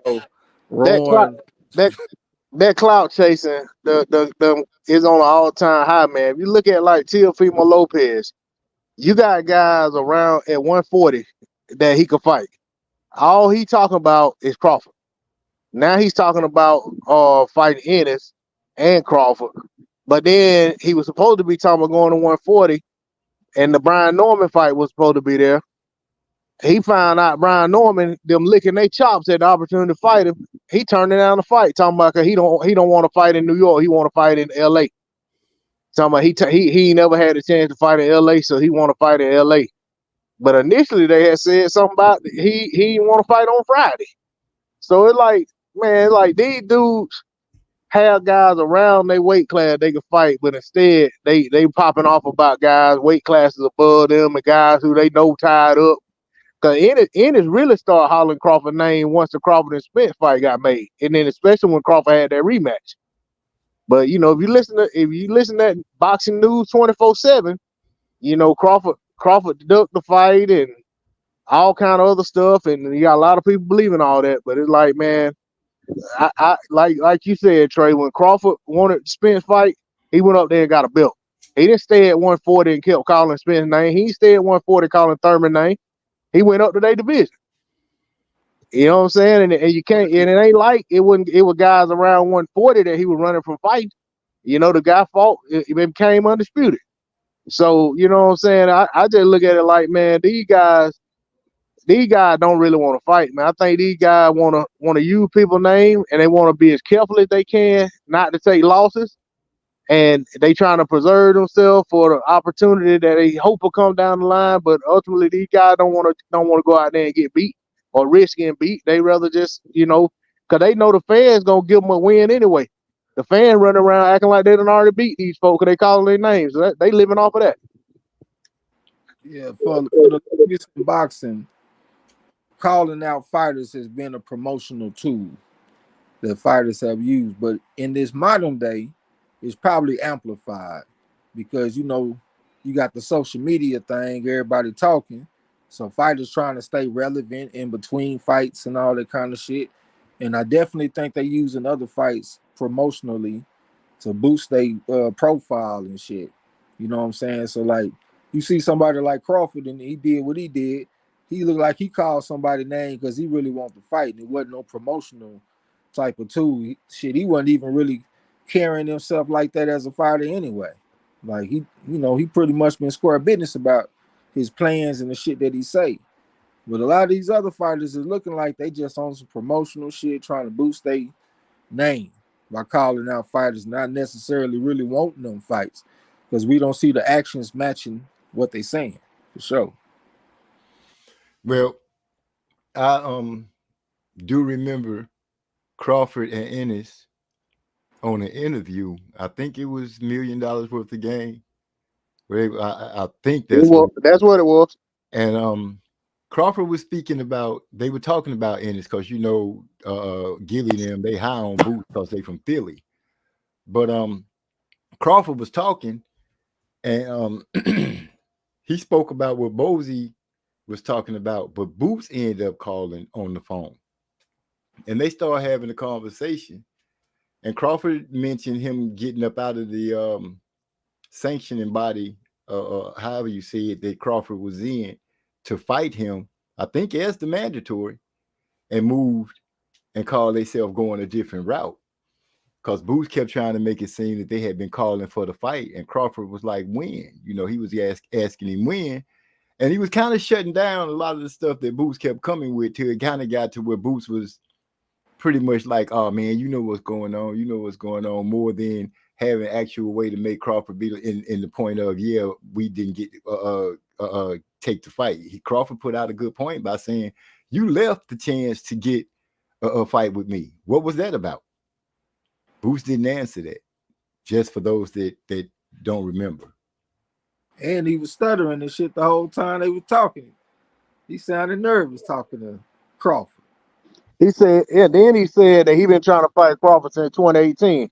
On my channel, I made a video and pulled up where Ennis was in 2018 and where Crawford was in 2018. Speak to God. It didn't make no sense. Remind the people. Hey, what y'all think about Brian Norman Jr. daddy, Brian Norman Sr.?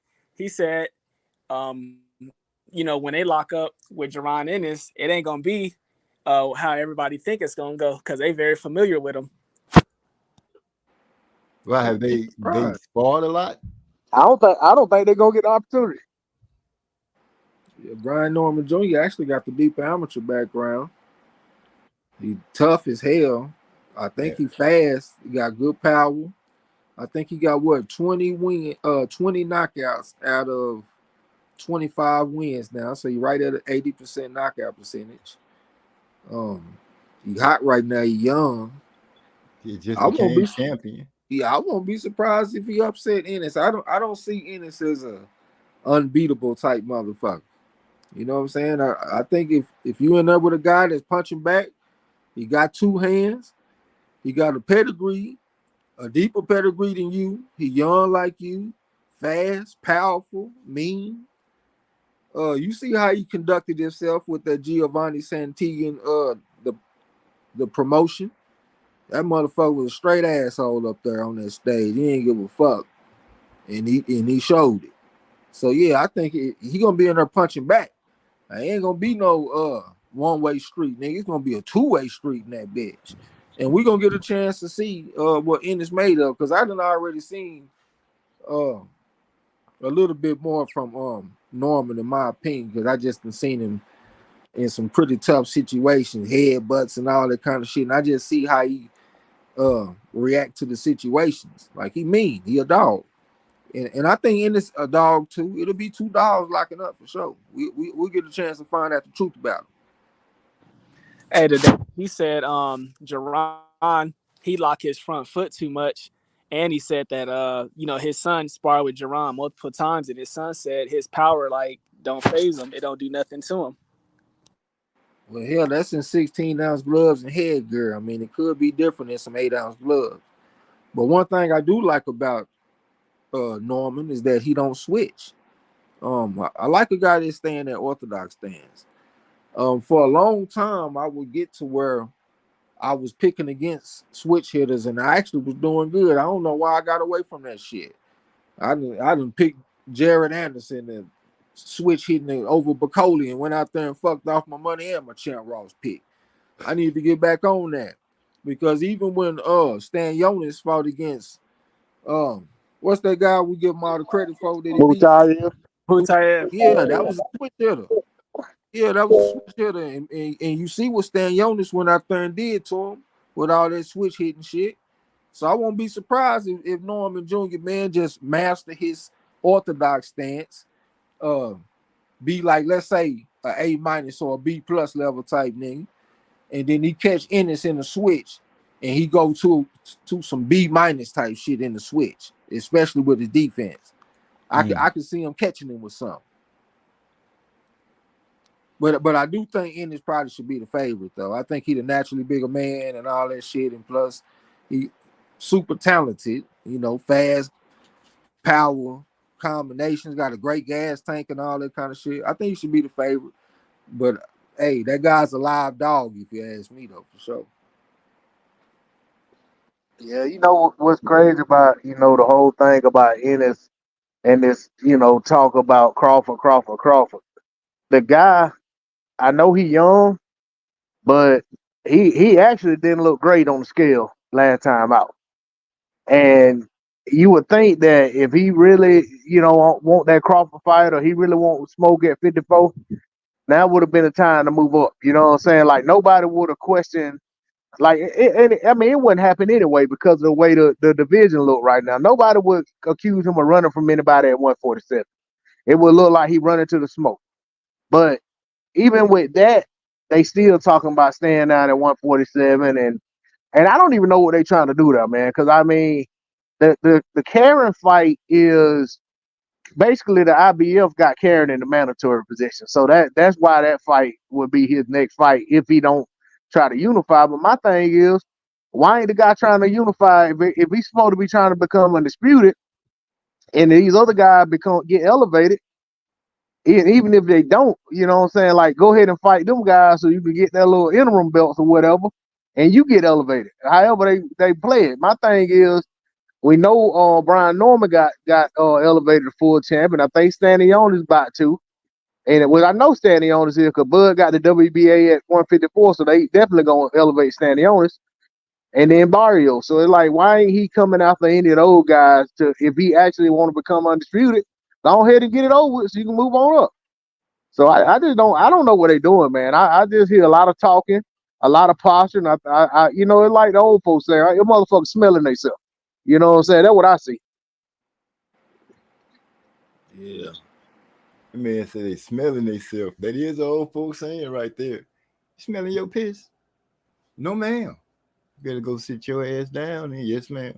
I remember those days.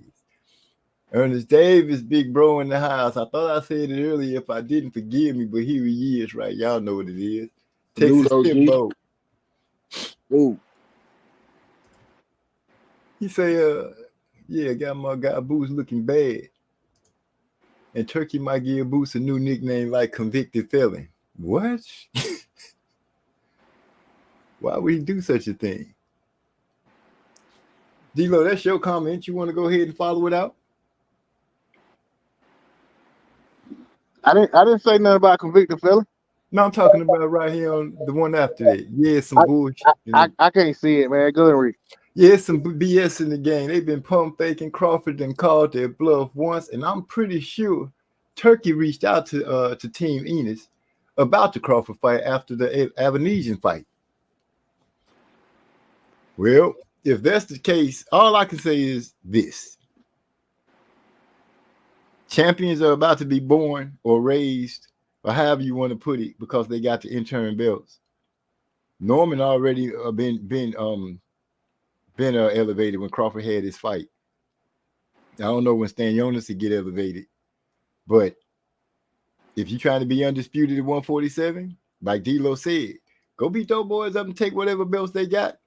So when it's time to be elevated, they elevate you into undisputed. Because right now, calling Crawford, and not going up to 54 to actually do something about it is a waste of time. Now, if you're going to go after undisputed at 147, you just might as well put this in your mind. All the great fights that people really hunger to see you in are floating at 154. Will they be there by the time you complete the task at 147? Because y'all feel like Crawford is getting old and he might be getting ready to lead the game. You want to miss out on that?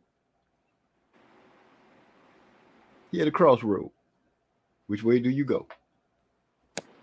And you ain't even really got to focus on Crawford either. I mean, it's a lot of good fights out there, man. You just got to just start making some of them motherfuckers. See, I think Trey. Oh, go ahead, man. My bad. Now go ahead, brother. I was gonna say the same thing you said about Virgil. I kind of feel I get that same feeling about that team.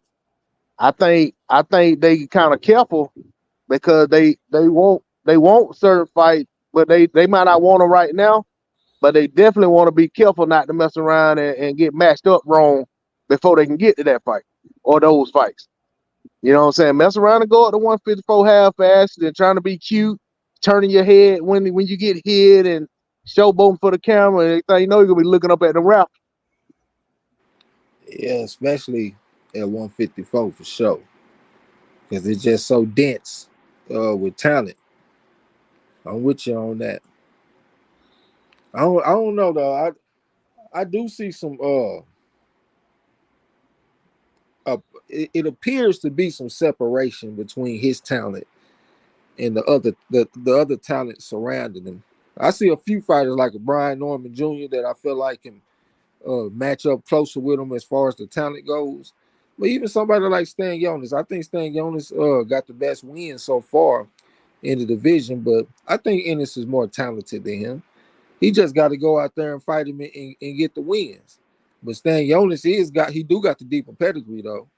This motherfucker done fought at the ARB World Championships. He's an Olympian, 141-19 and all that shit. Ennis was only like 58-3 or maybe 56-3, something like that. So I think he got the talent. He just ain't quite got the pedigree though. You know what I'm saying? But for the most part, I think he'll be okay. But Vergil, like he more like a simple type of style than Ennis. I think Ennis a little bit more dynamic.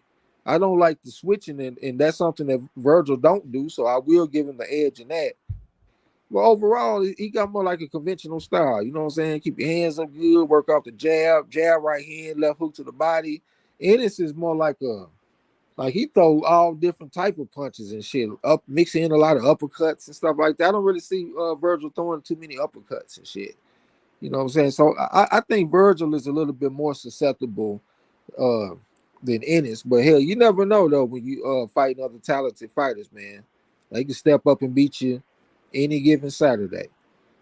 Yeah, sometimes talent goes against you too, though. You know what I'm saying? Because I mean, in boxing, the most talented guy don't always be the one to win. Like the guy that can do the most spectacular stuff. Sometimes you need a guy that's just a workman that go out there. He know how to put his punches together. He got grit. He got tenacity. He got determination, and he got a fighting spirit and go out there and get with that talented guy. So you know what I'm saying? I mean, not to say that Boot's talent ain't appreciated. Like I think it's great to have all those attributes and all those abilities that a lot of other guys don't have. But at the same time, you know what I'm saying, you got to be able to put that in the ring against a certain level of fighter consistently or at least every once in a while, so that you can really see, you know what I'm saying? It like I think about Andre Berto. Like Andre Berto, to me, when he was coming up, Berto looked like he had like superior talent to his peers. But then he got to a certain level and he started getting beat by these workmen. The guy that like they didn't fall for some of the sizzle. They just kind of like grinded away until the, you know what I'm saying. Then of course some of his stuff started to erode as you start getting beat up on as you start to get older. I mean, I know there's a big difference between Berto and Boots, but I'm just No, using that for example. I think that's a good example. Yeah, but you know what I'm saying. And I remember like, and I've said this before, and I know this guy wasn't like a real flashy dude, but I remember being super duper high on Amiri Mom. I mean, I thought Amiri Mom was gonna be like the next big thing. You know, maybe not like a superstar in terms of like being a crowd favorite, but I thought Amiri Mom was gonna be somebody that rattled off by 40 win, go by 40 and 0. You know what I'm saying? Before he took a loss, Young and it just master. yeah, and it just took a determined Hispanic fighter with a lot of will and a lot of grit to basically derail his whole career. You know what I'm saying? So I always said about Boots, like, you know, is Boots gonna be the next Andre Ward or is he gonna be like an Amiri Mom? And I think at this point he's past the stage to where I can ask that question. You know, I mean, I was asking that like 10 fights ago. So now I can say that, you know, he's not an Amiri Mom, but is he gonna be like an Andre Ward or is he gonna be like an Andre Darrell? You know, or something like that. Because Darrell had all that talent. You know, and I mean, Darrell could do things that other guys couldn't do in that ring. But when it came to just putting it all together and just getting the quality wins, Darrell couldn't seem to beat guys at a certain level for whatever reason. I know the Abraham fight, you know, messed him up somewhat, but he just seemed to never be able to really put it together like I thought he would. Yeah, that's not too much different than Adrian Broner. I mean, that's why I always say we got to see what's gonna happen when he fighting guys that's hitting back. And the fact that we gotta have this type of conversation just goes to show you that he ain't fought them type of people yet. Like out of all the fighters that we talk about, he probably got the worst resume. And he got almost 30 fights, right? How many fights he got? Yeah, I think he over 30 at this point. Yeah, I mean, goddamn. You know what I'm saying? Like, Yeah, he got about 20 guys that the same fighter. yeah, them niggas ain't got very many stars on BoxRec. You pull up them opponents that he been fighting, them niggas got 2, 3 stars. You know what I'm saying? Like he ain't even fight Chikati and got the most stars out of all of them. He probably got about 4 stars.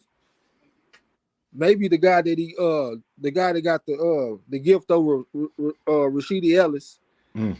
He might got 3.5 stars. But yeah, that shit ain't impressive, man. So I won't be surprised. Like he step up to a certain level. Like we haven't even had the pleasure of seeing him beat like a former real good fighter. You know what I'm saying? Like, you know, that's what the young fighters do sometimes. Like Anthony Joshua when he fought against Klitschko. Like you see the young up and coming lion fight the older fading lion. I ain't even seen that from Ennis. Like we don't really have a lot to work with or to go on. So if he do fight somebody that's B plus, A minus, God forbid A plus, like a Crawford, he might get surprised. Like either way, he might go out there and perform real good because he got the talent, or he might go out there and get his ass whooped. Like we just got to see it. Yeah, and the other thing that you talk about, you know, when you looking at the amateur stuff that concerned me about him is he did lose like what 3 out of 4 fights to the same guy.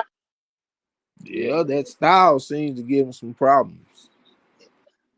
Yeah, Yeah, that's and like you said about Frank Sanchez. I think he lost like 4 or 5 fights to the same dude. And somebody else too that lost a bunch. Like, well, even like Keyshawn, he lost even though they were split decision, majority decision. He lost 4 fights to the same guy.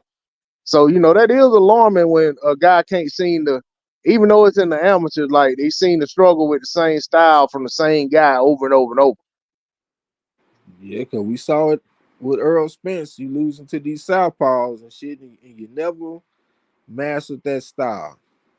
I want to say too, like you said, that Ennis' talent might get him in trouble. I think we already see evidence of that with the switching. I mean, you're so talented that you can't even bother to just master this like one stance.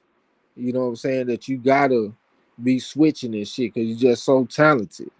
Like even Crawford, I know he switched, but he a southpaw, man. You know what I'm saying? And he mastered that stance. Like he do pretty shit that you don't see everybody do. Like when he fought against Sean Porter, I always talk about that. That's one of my favorite sequences. Where you touch him with the jab, the southpaw jab, take a half a step back, counter over the top of the jab that came from Sean Porter with your hook, and then go right back to the body with your loop of left hand. Exit stage right, we out of town. You know what I'm saying? That kind of shit. That's player shit. That's smooth. It's pretty. He mastered that stance. Even though he orthodox, like right-handed, he still mastered that stance. I don't think Ennis mastered the stance. You know what I'm saying? Like, he looked good as an orthodox fighter to me. I don't see too many glaring holes, but when he switched southpaw, I see the guy getting hit. You know what I'm saying? And against the wrong guy, that shit can catch up to you all in one night. I think Yeah, he I just think focus the on getting same. orthodox. Yeah, I think it's kind of like Big Baby. You know what I'm saying? When Big Baby can do some stuff out of southpaw stance and look spectacular at times, but he looked vulnerable on defense as a southpaw.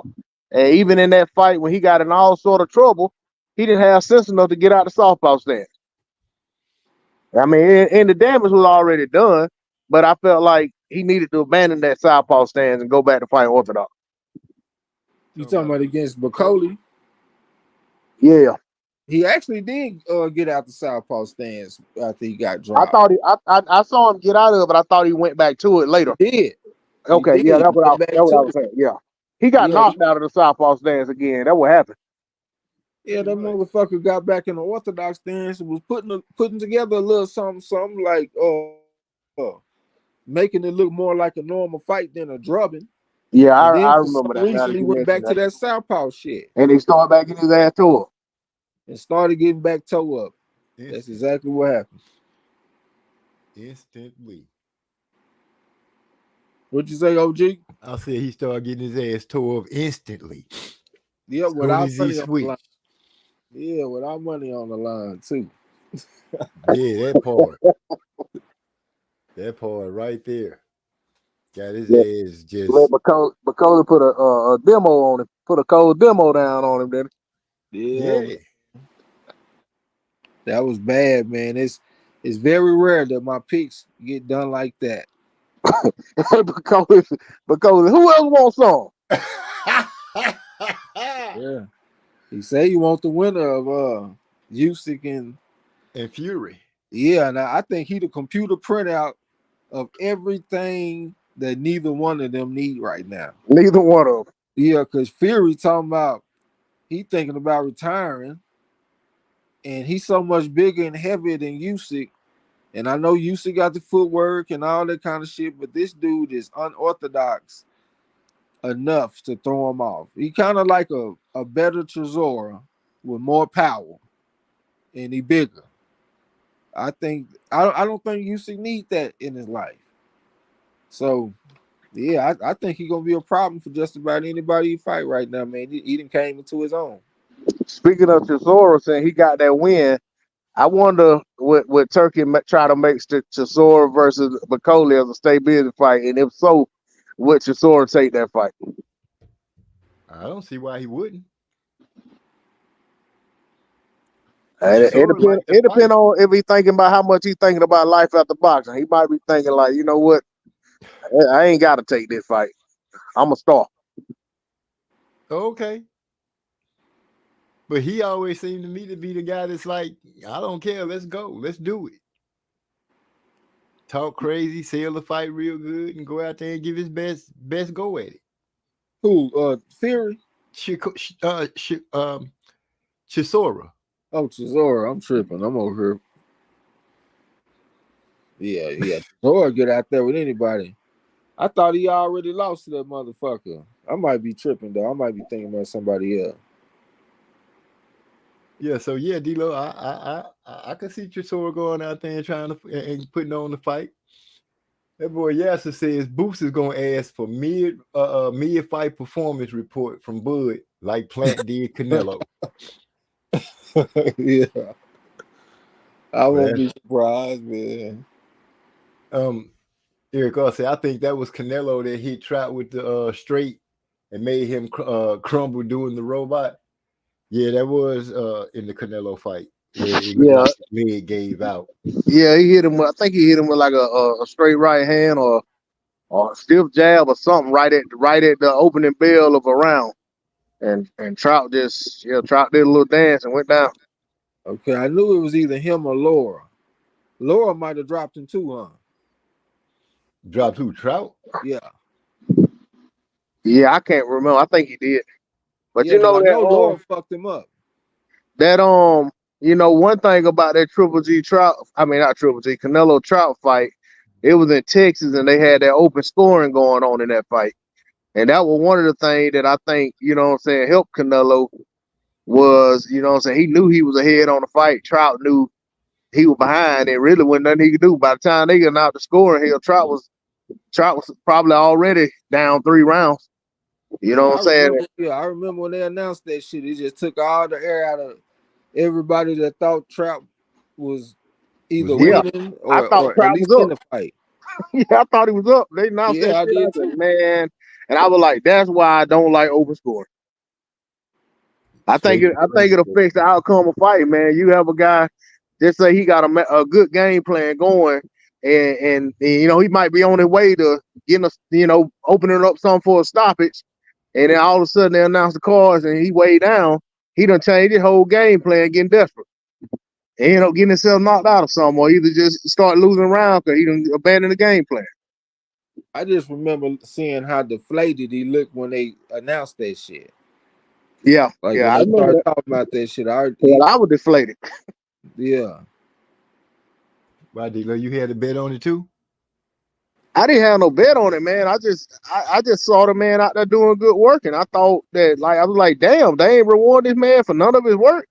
But I had to remember that this was like Canelo's dress rehearsal for the Mayweather fight. So the money was behind Canelo. There wasn't no money in Trout versus Mayweather. You know what I'm saying? They wouldn't even made that fight anyway. So I looked at it like, well, Trout pretty much winning this fight need a knockout or a very dominant performance because this was the fight that Canelo had to fight so that he can get the Mayweather fight. That he had to win. Follow the money, huh? All Yeah, day. they followed it and followed it to an ass whooping.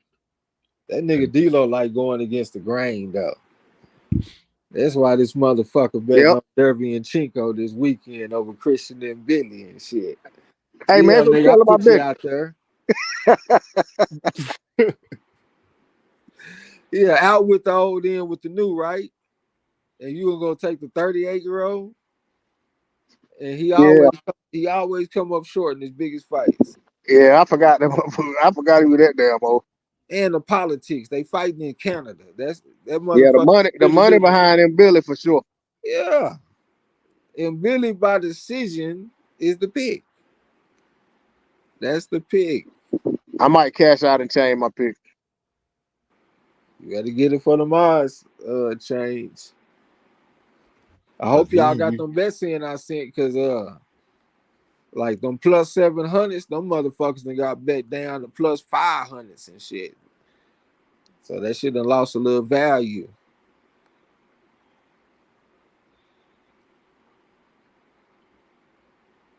Oh yeah, I'm kind of nervous about that Guido Vianello fight now though, because I saw that he lost to Makhmudov in the World Series of Boxing, but it was on cuts though.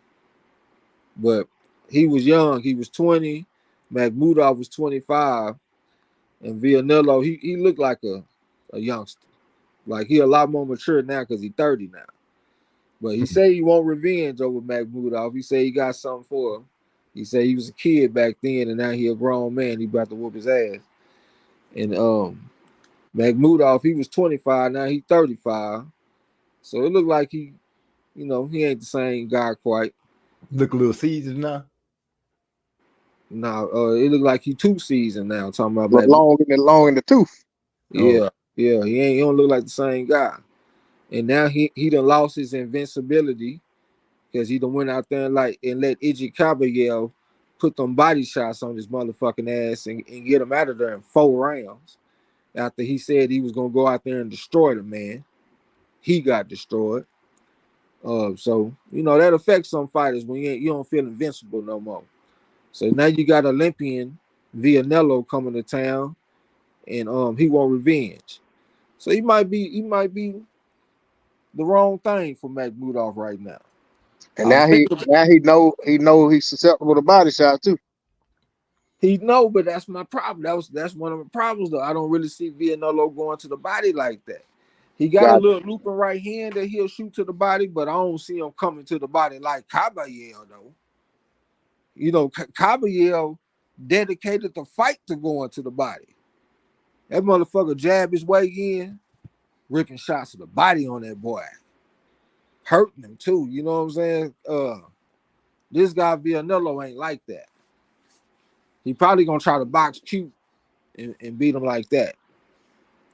And heavyweight don't get stopped a lot on body shots. It don't seem like I remember many heavyweight fight ending in body shot stopped.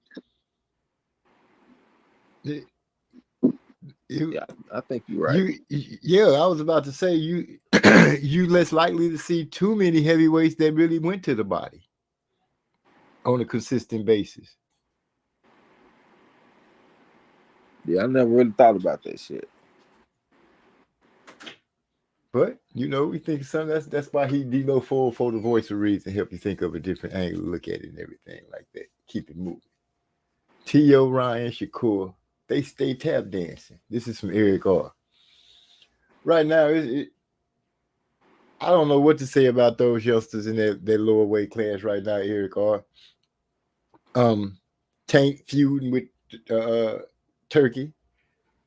It looks like I don't know who he might be getting ready to fight next. What could be up on the menu for him? But I got to throw this out there for Hyphy because I know he like to shoot shots at PBC and Al Heyman. Canelo is high praising Al Heyman and PBC and loving working with him for whatever reason. But I just want to let Hyphy know that Canelo like Al Heyman and PBC. When you like your boss, if you came to work and they told you can do a third of what you've been doing, but they're gonna pay you 3 times what you've been making. Hey, if that's what the check is, that's what the check is. I don't know. All I know is the man said he like Al Heyman. Yeah, he like that light work Al Heyman been lining him up with. Well, hey, he didn't like Al Heyman when Al Heyman was demanding that he fight when we wanted to put Benavidez on that contract. He ran over there to Eddie. And when it got beat up by Bivol. Why you bringing up old stuff like that? Just saying, man. That's hey, he like Al when Al giving him them the fights that he want. If anybody try to demand Canelo to do something he don't want to do, he goes somewhere else. Canelo is the best in the world, man. You gotta understand. That's Canelo, man. That's Canelo. I don't even feel right saying that.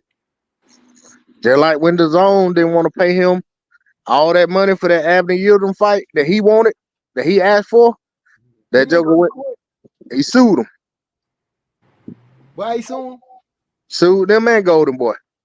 That's how that contract ended, that big old contract he had. That's why it went away. Because he wanted to get his premium to fight Abner Yildirim, and they told him they can't pay him that kind of money for that kind of fight.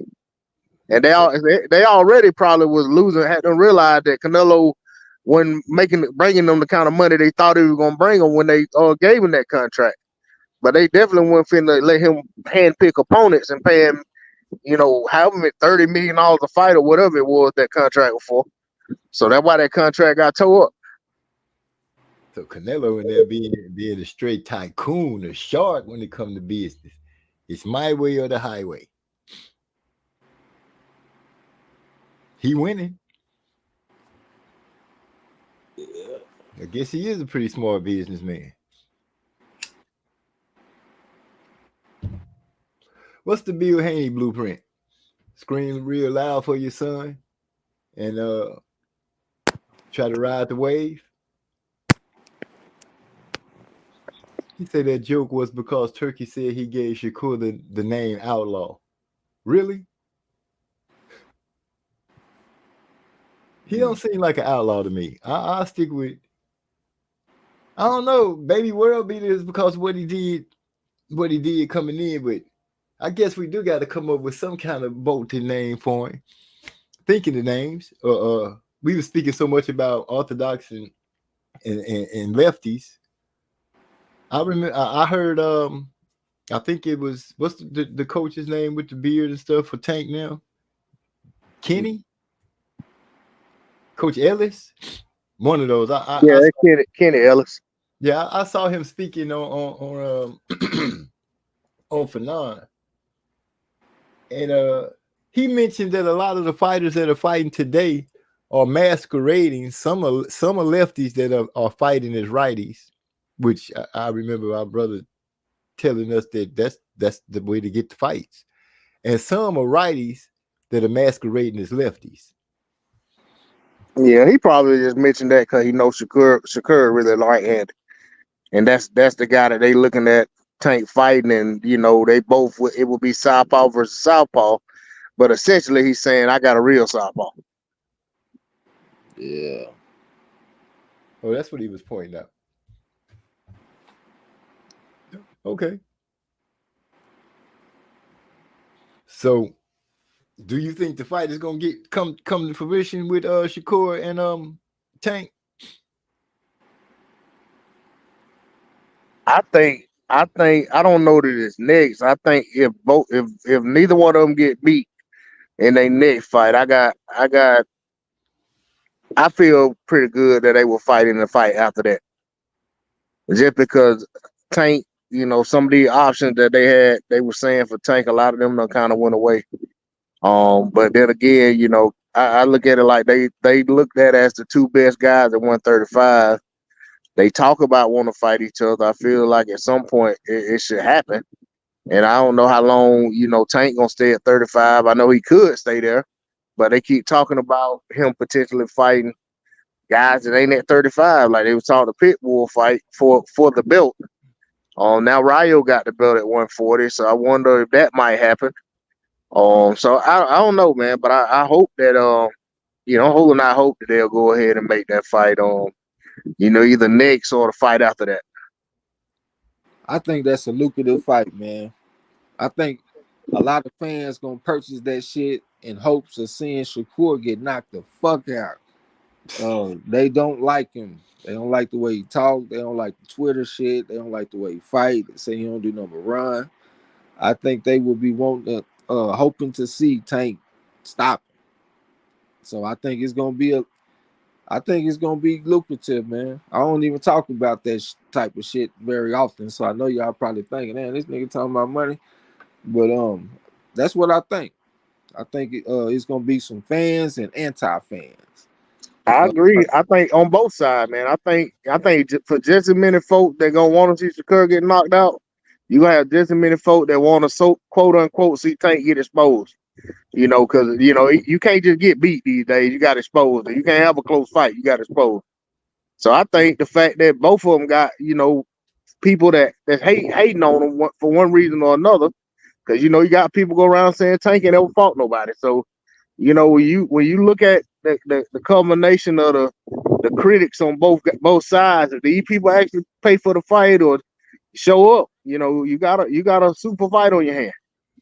And I think it'll actually be a good fight in the ring. I don't think it'll just be one of those fights that's just big on paper or big in terms of fanfare. I think it actually could be that type of fight, but then also be a good fight in the ring. It ended up being who can get over the highest hurdle. It's southpaw on southpaw though, man. I think we got action at a good one. I think something gonna happen in that bitch To surprise everybody. Yeah, because I know De Los Santos, he disappointed us when he fought against Shakur, but De Los Santos really ain't even a true 135 pounder. Like that motherfucker be weighing in at 133 and shit. You know what I'm saying? He could really be at 130. Like if you look at him, he pretty small guy. I think Tank is a lot more imposing uh than De La Santos. Cause De La Santos, you can tell he don't really like to get hit either. Like like when his opponents fight him, they don't want to get hit by him, but at the same time, he don't want to get hit either. Especially Southpaw and Southpaw. Cause like that's what he had with Rayo. They knocking each other down in that fight. And he ended up getting the best of it, you know what I'm saying? But he was still getting dropped and shit. Like who like getting dropped? But I Nobody think, that I can think of. yeah, I Great think point. Tank is a lot more durable. He willing to walk through a shot or two to get to you. You know what I'm saying? He willing to make you miss by an inch so he can come back with his counter left uppercut and damn near kill you. You Well, know you what I'm know saying?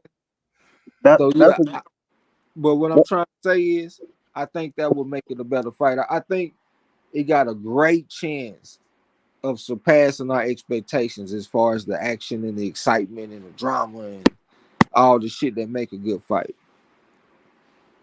yeah, I think so too, man. I think you brought up a great point when you know talked about De La Santos not necessarily being a quote unquote real 135 pounder. You think about in boxing traditionally you have guys racing to get to 135, racing to get to 147. You know those so quote unquote glamour division, the money divisions. So you have guys who really ain't really, they that really ain't where they need to be at that particular time in their career. But it's like if the opportunity is there, they gonna go ahead and get there. Because that's where they tend the purses tend to go up once you get 35. And same thing with 47. I know 40, now seem to be kind of catching on, and it's some money to be made at 40, but 47 traditionally and 35, those are the division where guys really first start to make real money. You know what I'm saying? So it ain't uncommon to see guys kind of make a quick stop at 130 and hurry up and get to 35. Yeah, that's a very good point. Like it got me thinking about my coach. He always says he was really a cruiserweight, but you don't get paid nothing at cruiserweight, so he had to go to heavyweight to get some bigger purses. I remember when Shane Mosley went from 135 straight to 147, and my coach say if he just go to 140, he'd be the baddest man on the planet. And he might have been right. You know what I'm saying? Here's another fighter. Damn, my motherfucking mind just went. Oh yeah, Lomachenko. They Zan rushed. Judah. Oh, Lomachenko. They rushed him up to 135. Nigga, he could have been at 130 and been the baddest man on the planet. yeah, Just camped out, like, because to me, for the longest at 135, he looked saturated on them scales, and I know he wasn't gaining a bunch of weight between the weigh-in and the actual fight because he looked saturated on the scale already. So I know yeah. he, The man abs went away when he went to 135. He started looking fleshy.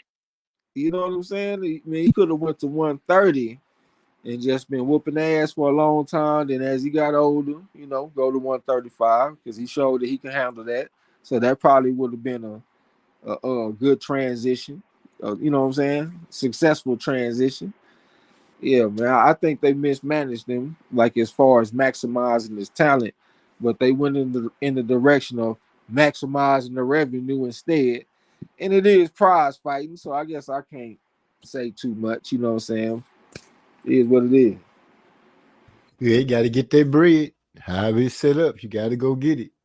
So Yeah. that's going to explain why they skip over.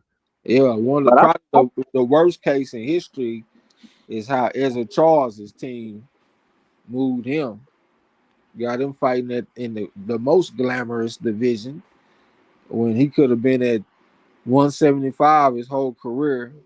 I mean, he's already arguably the greatest light heavyweight of all time, but he could have still been putting in work.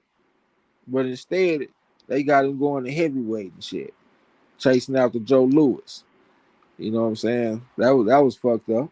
Yeah, Yeah. I was just about to say, man, there's something to be said when you look historically, or a guy look back on his career, and or people remember a fighter. It's something to be said for somebody to be known as the best ever at a weight class, or even be in that conversation. So Yeah. even though 130 wasn't a glamour division, for the way they built Loma up coming into the sport, if they'd have let him stay at 130, and if he could have really reigned supreme at that weight class, regardless of who the names were, regardless who stayed away from the class, I think that would have did a better job at submitting him the type of legacy they was trying to create for him. Because I think, although all this hype and everything that done went into it, and I ain't saying the guy ain't done that, he got some really good wins for the amount of fights he's had, but he also got, a couple ugly losses. You know what I'm saying? So I just think that, from a standpoint of historical greatness, I think they hurt his career, or they hurt how he gonna be viewed, in the future when people really look back on his career. I'm sure he'll be a Hall of Fame and all that, but I think, from a standpoint of, is he gonna be considered an all time great? I don't think so. But I think if he'd have stayed at 130 and did what we think he could have potentially done, he would have at least been considered all time great at that weight class.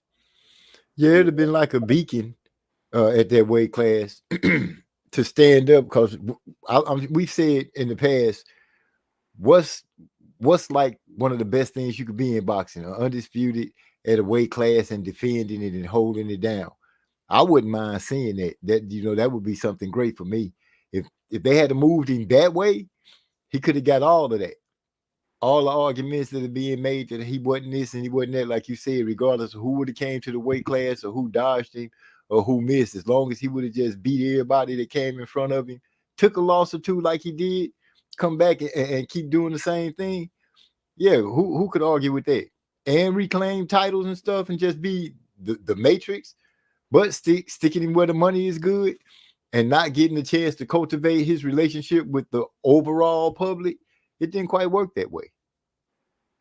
Yeah, I think Lomachenko was good enough that he could have just held court right there in that division, and took on all comers.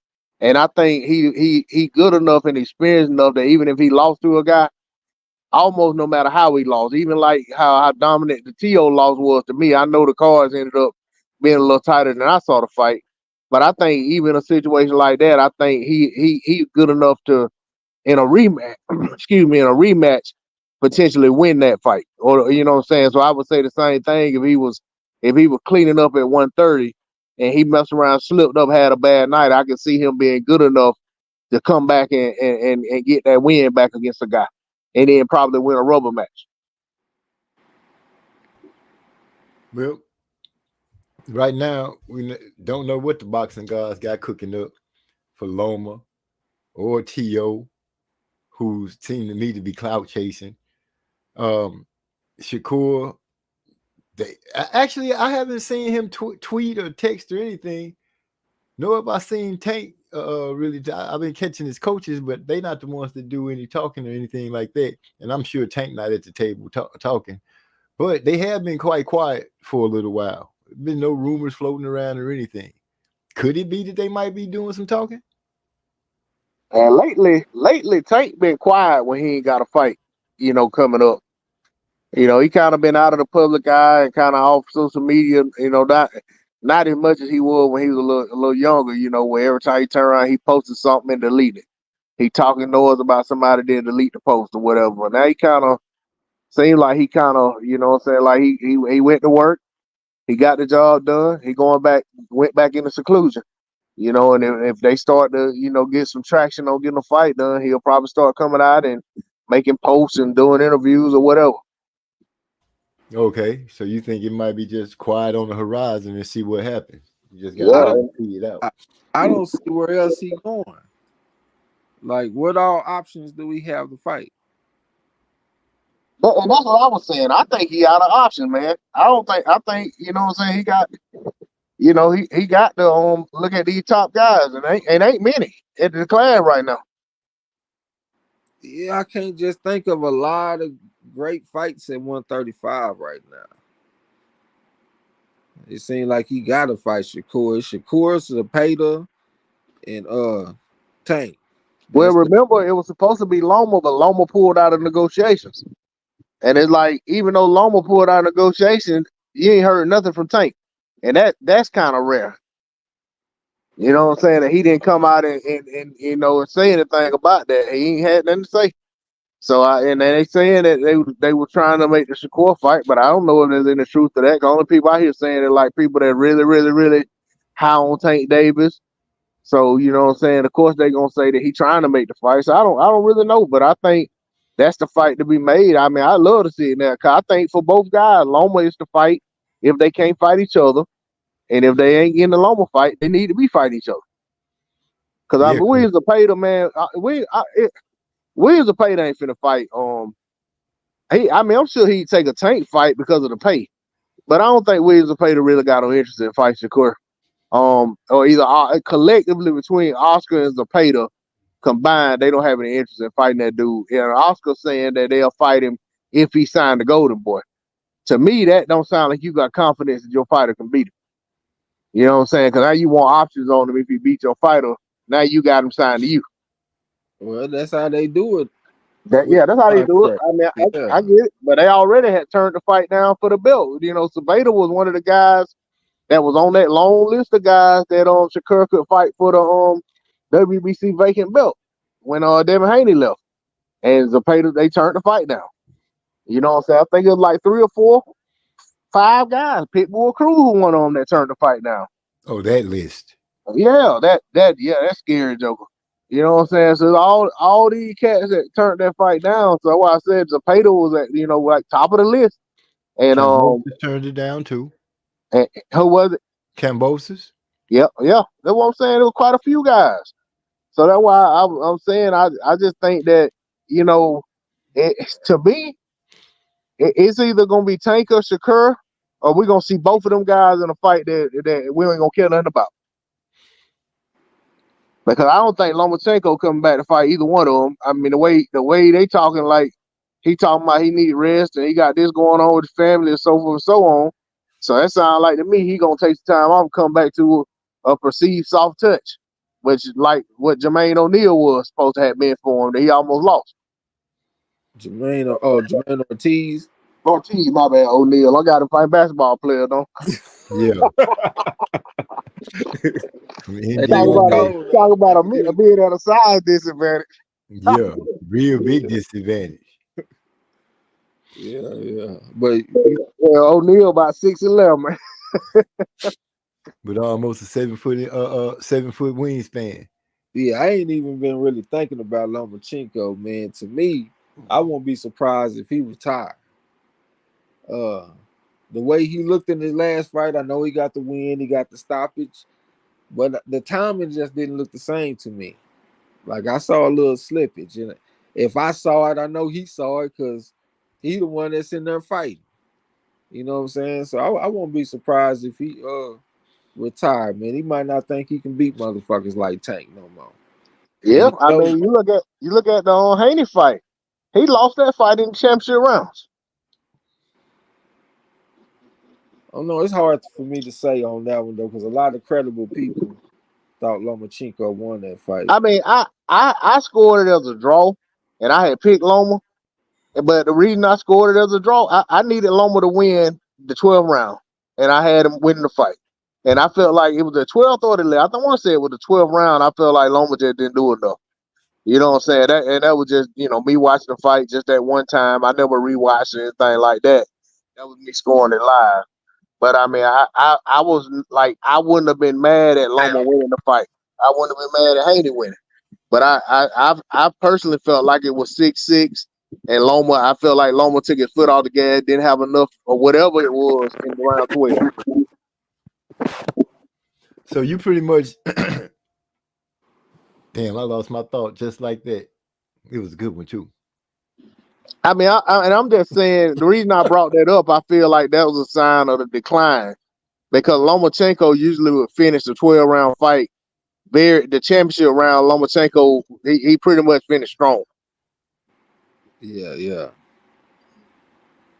I'm mad to the mug right now. I really lost my thought, man. It was a fire thought. That's that gas, man. It was a fire thought. You gotta hit it one more time and come back to you.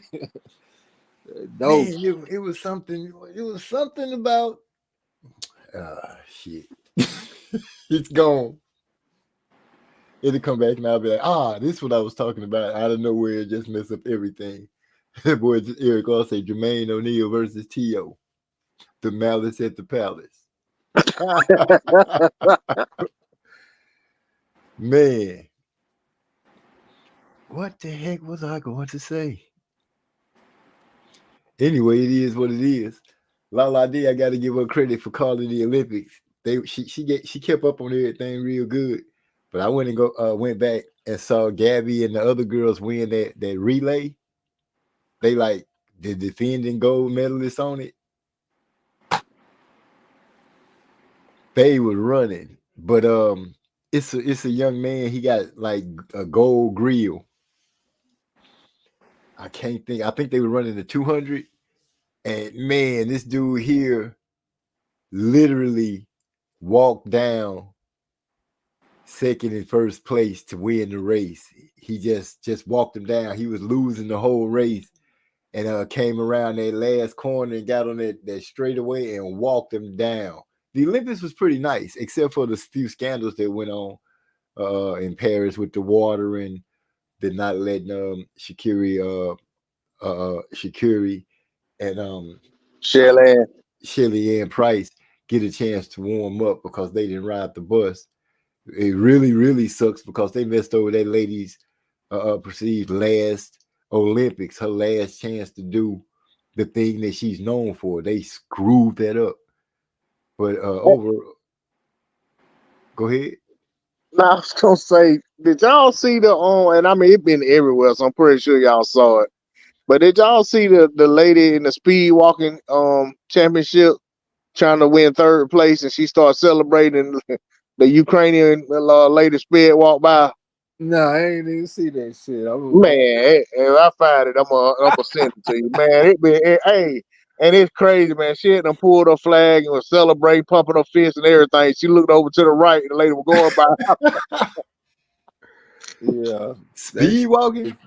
Hey, but it looked like the other lady was running. To be honest, it don't look like she was speed walking. How do you know when she went by like she was tied to the road. But how do you determine when it's not running and it's speed walking? What's the difference? Your feet gotta stay on the ground. You can't be because like when you run, you like both your feet will come off the ground. So like when you walking, both of them got to stay on the ground. I mean, one got to stay on the ground at all times. Okay. Because I always wondered. I'm like, I never really wanted enough to look into it. But when you see it, you'll see the difference.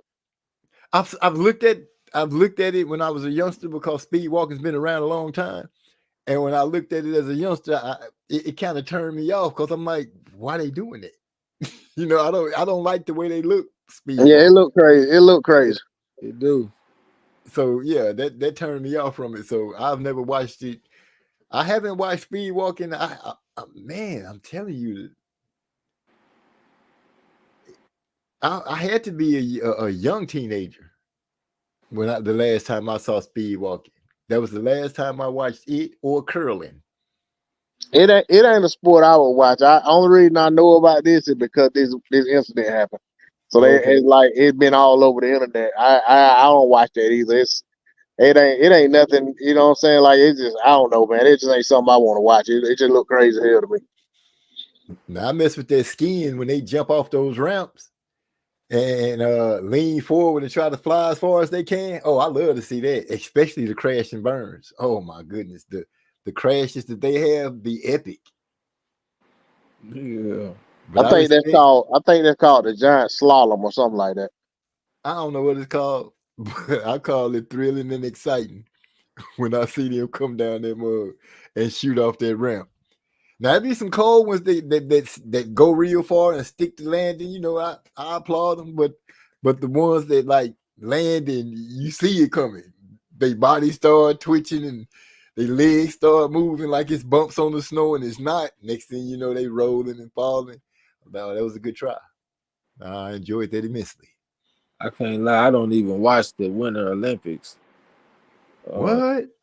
Yeah, I don't fuck with the Winter Olympics. Straight summer. I know. I think they had a wrestler that was like a 5-time gold medalist or some shit, huh?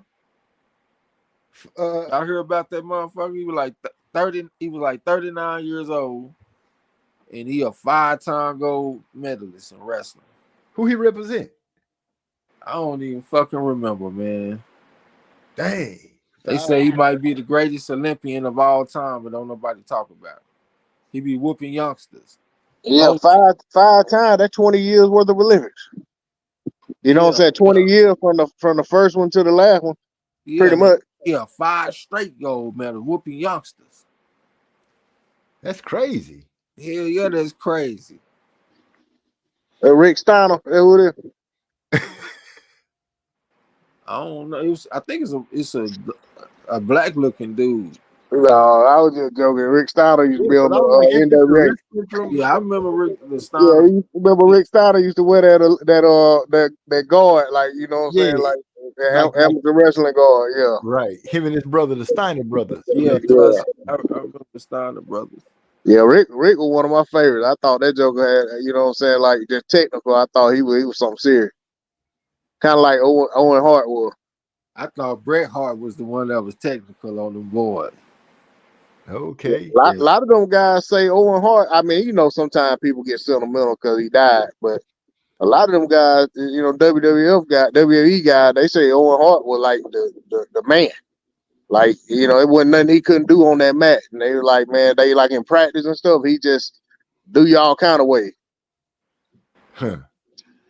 But him and Bret had a serious rivalry, though, they say.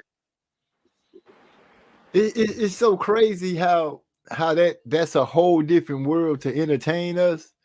And we know it's entertainment. Well, your children don't know until they get to a certain age, and then they become aware.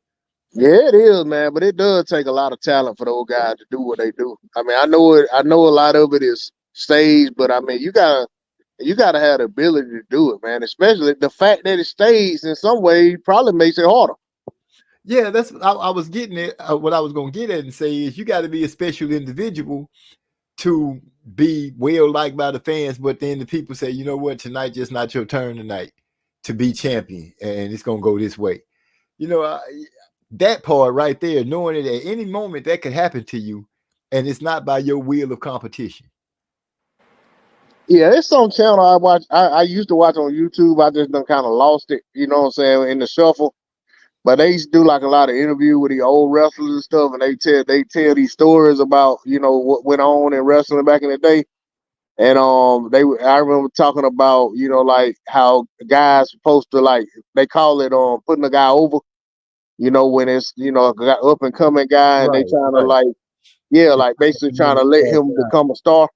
Yeah. And I remember them talking about one of the, I don't know if it was, I can't remember who it was, but they said he basically refused to put the guy over. He eventually did it, but he whooped his ass for the whole match, and then finally went ahead and did it. I said, man, that's crazy. I remember Hulk Hogan speaking about Andre the Giant when being the man in the epic match when he slammed Andre. They had put, you know, Hulk was talking about how they had put it in the match, and he was like, man, Andre the Giant ain't finna let me slam him, because he was like, the dude was just so big and massive, nobody could really do nothing with him in the ring if that's what he wanted. And, you know, he was talking about how sometimes Andre would be out there in the middle of a match and decide that he don't want it to go that way, and it's nothing that those people can do with it. He would just do what he wanted to do. And that night for the fight, Hulk Hogan was like, through the whole match, he didn't know if Andre was going to go along with it. Yeah, I seen that. Yeah, I was like, man, so I guess you got some of those athletes that have no problem with it, but you know, for the most part, none of them have a problem with it because they're all a part of it. So yeah, here to them for that. I'm gonna see if I could be the first gold medalist in Olympic slap boxing. That would be crazy to look up and see. Have you seen those slap They, fights? they need to make that a Olympic sport. They ain't gonna have the breakdancing in LA. The breakdancing. Yeah, they had breakdancing this Olympic. They ain't gonna have it in the next one though. I didn't see that. I don't know if they were calling it breakdance or they call it something else, but that way I was hearing people say breakdance. Like a sport? Yeah, it was some girl from Australia that was like some major in dance or whatever, and she went out there and got a score of 0. I saw it. I saw what they show her routine online. You know, like when they talking about it, man, it was ugly. I don't know what she was doing. She kind of looked like she was doing. Y'all remember that dude on Tekken, the black guy from Brazil or whatever that did like the dance fighting? Eddie. Right. That's what she looked like she was doing. Yeah, Brazil's that's dancing fight style. Yeah, that's what she looked like she was doing when she called herself breakdance. I'm right now sitting in amazement that they literally had breakdancing as a competition in the Olympics. Yeah, and that baseball, baseball ain't there no more, and it's a few sports they took out that were like, common sport. Boxing was in jeopardy of not being in the Olympics this time. it's back in jeopardy now because all the goddamn professionals in there winning all the medals. It's back in jeopardy right now, man. The women was, I think it was only 2 non-pros on the men's side that won gold, and on the women's side it was more competitive, but still the pros won majority of the gold medals. Wow. Yeah, Y'all remember Pacquiao was campaigning trying to get in this Olympic. He wanted to get in bad, but he was too old. he gonna get his ass whooped too by them youngsters. Hey, as evident in his little scrimmage fight or whatever you want to call it, his little exhibition that fight. exhibition. It was They a lot said of people they there. said that kickboxer whooped Pacquiao had. I ain't seen this shit. I gotta go watch it. I heard the same thing. I remember Hassan Indon. Y'all remember that dude? I can't say that the name. Yeah, I remember him. I think Janabek fought him then. In like his third fight or something like that. I think so. Yeah, I think so. But I know he went back to the amateurs, like trying to go to the Olympics, and he got his ass whooped. That He man, did. hey, he up there at age, man. He got to be about 38 or something. No. He did this back in 2020. Oh, back in the day. Back in 2020 when they first allowed professionals to Okay. start Yeah. competing in the Olympics. He was like one of the first ones, and since he got his ass whooped, that made them think that the pros must not have such a major advantage. Right. You know what I'm saying? But I saw that Beatrice Ferreira, that woman that I like a lot, she lost to Kelly Harrington from Ireland, and this is her second time losing to her at the Olympics. That woman just retired though. She's 34. She just retired as a career amateur, and she apparently had Beatrice Ferreira's number because she keep on beating her in the highest spots. You know what I'm saying? Like the biggest spots in amateur boxing. She can't beat this one. Was that a gold medal match? No, she won bronze in this Olympic. That was in the semifinals. Oh, okay. Yeah, I think Harrington won gold though. Well, you lost to the best at the world at the largest stage.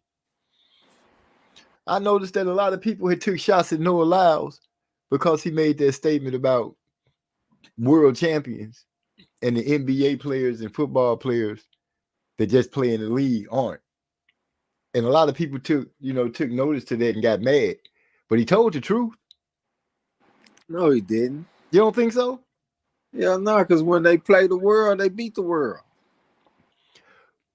They just showed that now. So, like, if this league right here is where all the best players in the world go.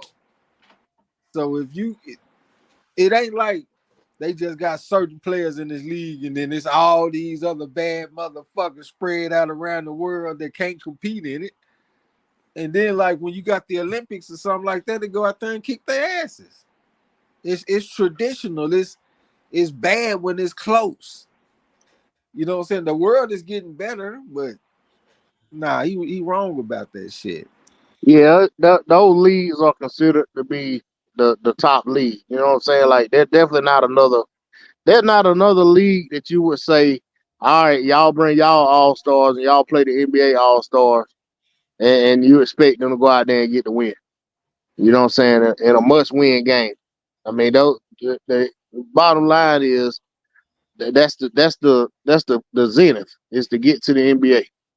Even Exactly. these guys playing at a high level in these other countries, most of them, if they could get in the NBA and have a long career, that's where they want to be. Exactly. Well, I think what he meant, this is what I gather from it, because when it comes down to the Olympics and time to play, you have to pick and choose from different teams in the NBA to make your world team. And a lot of the NBA players end up going to their own country to help their country become the best team in the world. So I kind of get what he's saying, because the Olympics is a different stage, and the title of world champion would mean more there than in the NBA as you the NBA world champions this year, because your NBA really only includes us, America. Okay, so what we're gonna do with all them gold medals that them niggas been winning in the Olympics against the world? The world team that represented, that's who we got. Like the Magic Johnson and I mean, let's not use them. The LeBron James and what's his name, light skin with the good jumper, Curry and Durant and the rest of those guys. Only a few of them play on the same team. I'm just saying, as the world team come together, they put a squad together to go out there and say, okay, go kick everybody butt. And the world brought this on themselves, because back in the day, we used to just send our college guys, and they were sending professionals, and they was kicking our butts on occasions. That's what made us decide to go ahead and say, you know what? Let's send our pros over there and show them what's really. Yeah, but even then, MZ, they weren't really kicking like it wasn't even like that. What happened is the US ended up winning a bronze or either a silver. But that before that they hadn't lost in a long time. So even if you take that and you kind of put all that, you know what I'm saying, in perspective, the NBA is still the greatest league in the world when it comes to basketball. So you know what I'm saying? So it wasn't, I mean, I get it. They when they let the pros play and they formed a dream team, yeah, they probably was butt hurt because the first time in a long time they didn't win gold. And then they came back and restored order. And it ain't been nothing but, well, I ain't gonna say but, because they actually didn't win gold a couple other times too. At least one time I remember that one team that LeBron was on. They won a bronze or something. Yeah, with But him and Carmelo Anthony. yeah. And then they came back with the other team called the Redeem Team because they had to, basically had to come back and set everybody straight. But the whole thing is like, even if you're just looking at international competition, if 95% of the time you win at gold, you're the standard bearer for the that sport. And if you got an actual league in your country that these players come out of, then or that they typically go to, because even when they were doing this to college players, they hadn't made it to the NBA yet, but they were going to the NBA. A lot of them. That's the best in the world. And if you're the champion in the best league in the world, you're the world champions. Okay. I tried to stand with Noah Lyles. Y'all heard me. I gave a good fight, but I mean, I get it. They play. I get where he coming from. I don't agree. I mean, what he's saying, he looking at is week in, week out. When he's in competition, he competing against the best athletes in the world, not just in the United States. I get that, but you still got to look at it. You know what I'm saying? When you look at it for what it is, I mean, it's hard to kind of be dismissive of world champions in NFL or NBA not being the best in the world. They the crown on that. I you know, I won't take nothing away from that. Nobody else has a league that does what our league does. But at the same time, I felt no allowance in what he was saying, and in my way, I feel like he hit some truth on it. It don't make no sense to me. Where do the best players in the world play? The NBA ain't just got Americans; it got players from all over the world. Where do you think Jokic and all these niggas come from? I know. I feel that. That's why The I made best players in the world play there. So if you are the best player in the NBA, you're the best player in the world. There's no other player that can fuck with you nowhere if you the best player in the NBA. Who the hell can fuck with LeBron right now at 39 years old, almost 40 in the world that's not in the NBA? What he's saying don't make no sense. He just a hater. He weak-minded too. I saw him pull up at the end of the 200 when he knew he was gonna lose. That's a nigga that can't take his loss like a man. That's why you gotta say he got COVID. When you came out jumping up and down, flexing, roaring like a lion before the race, then after the race, when you see you're gonna lose, you're pulling up and now you got COVID.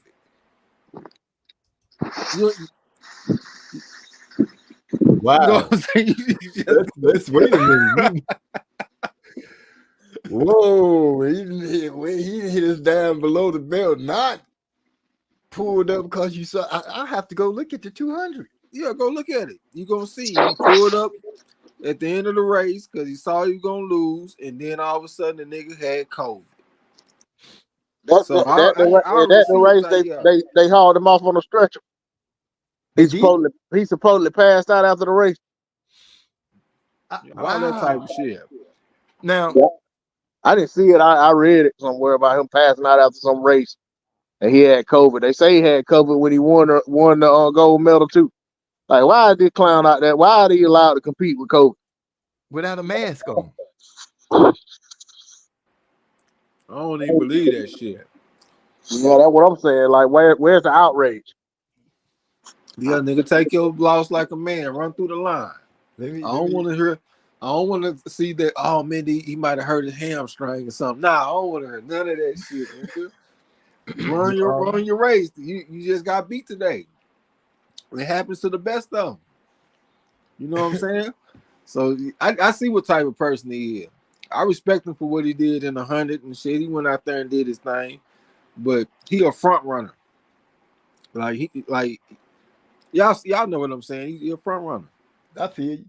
Luckily for him, he did make that statement before the Olympics.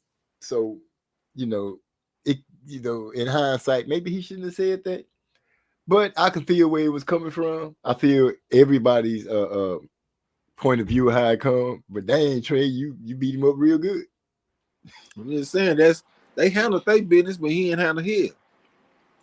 And his is one-on-one. He ain't even gotta rely on nobody. That's one thing I love about a sport like that, boxing and shit. It's just you. And you the odds-on favorite coming into your fucking race. And you coming third. How did he come out the block? Shit, I ain't no track expert to be really breaking it down. You know what I'm saying? I know that nigga. At the start, when you first really say they really moving, was he like close to the front or in the middle or like that? I think he was more like in the middle. That in my reading of it, that means he probably got out the block a little slow. I'm gonna have to see the race. Yeah, you just gonna have to check it out, man. I know that nigga crossed the line third. I can tell you that much. And he pulled up at the end. So if the dude running in the fourth place had really been humping to the very very last, he could end up stealing the bronze.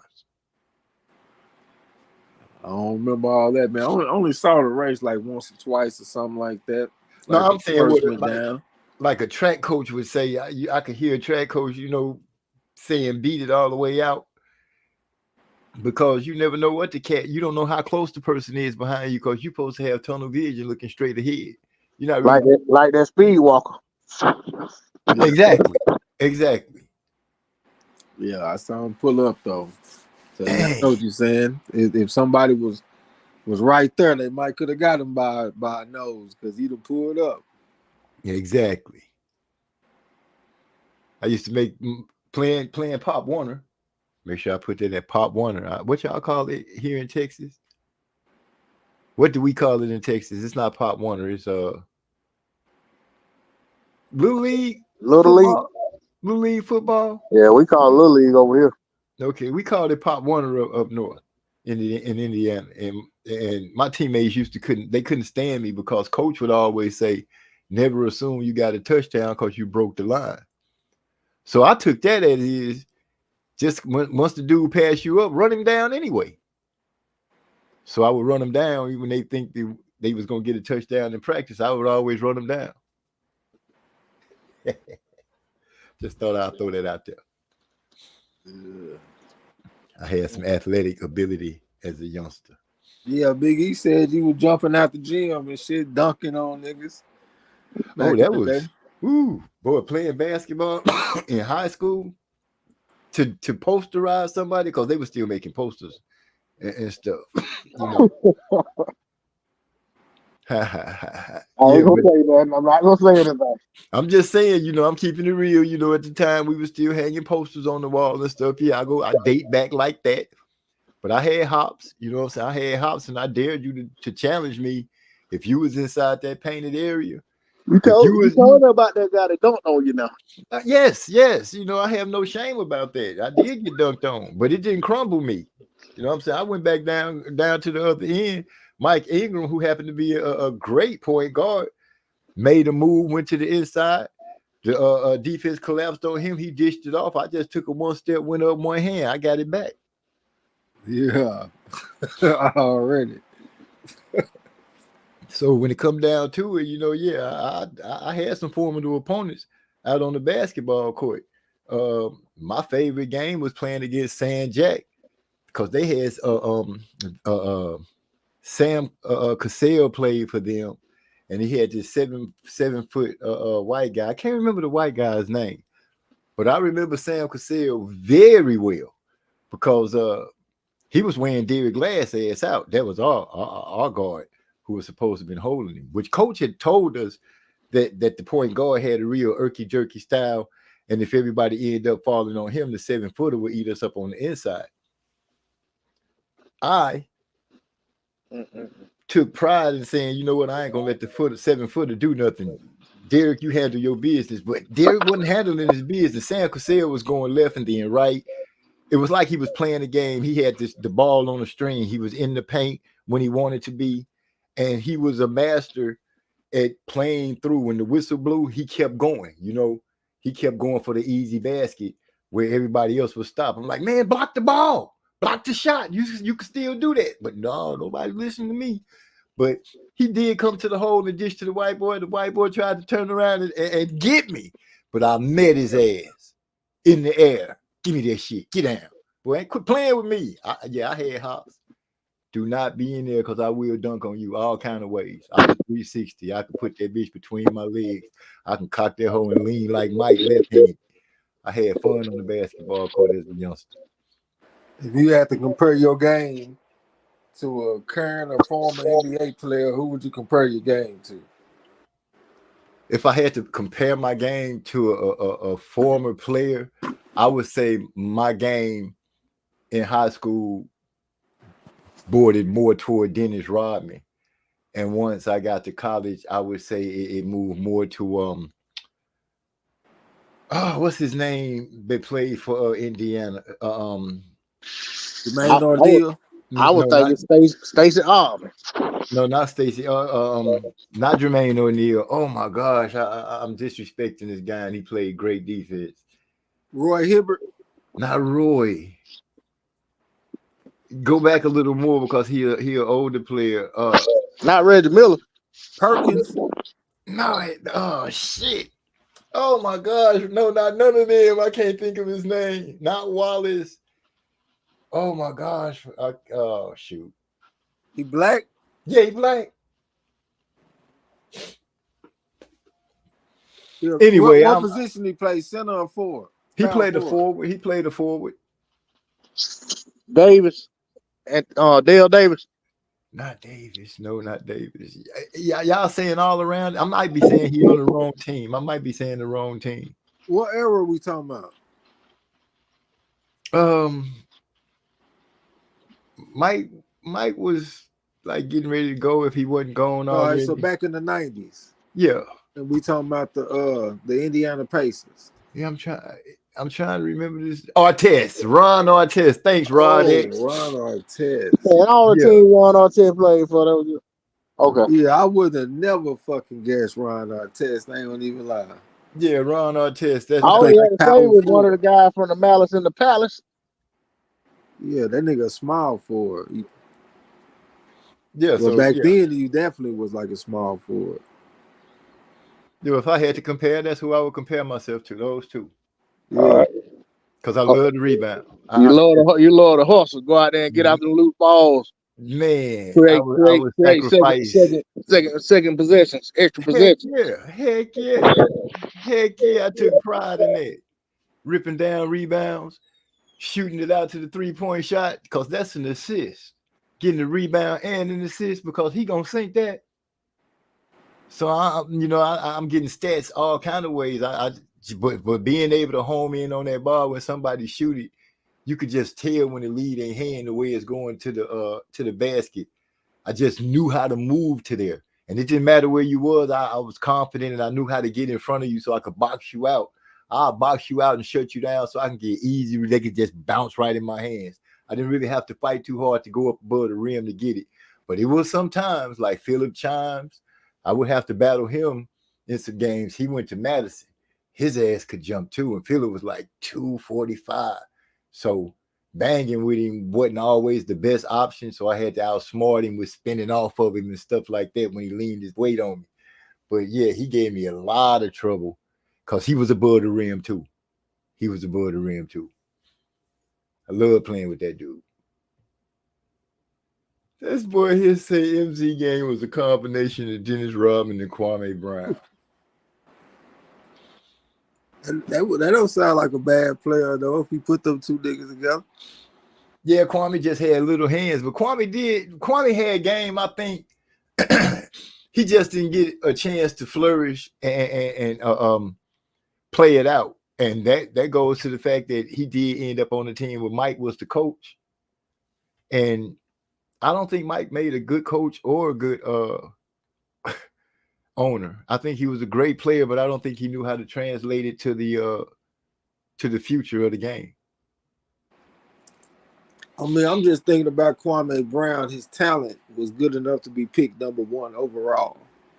Yeah. You know what I'm saying? Like fresh out of high school. Imagine if he went to college for 2-3 years. He could have been a monster. Yeah, maybe even 1 year. So you take that talent and you mix it with the dog of Dennis Rodman, and you tell me that's not a good player. Oh, that's an awesome player. Yeah. That's an awesome player. Because it's little known that Dennis Rodman could score points when he wanted to. He could really score points. He just chose to be the rebound king. Yep. Man. So yeah, I could jump back in the day. I loved basketball when I was in it. I was all in on it when I played. I loved it.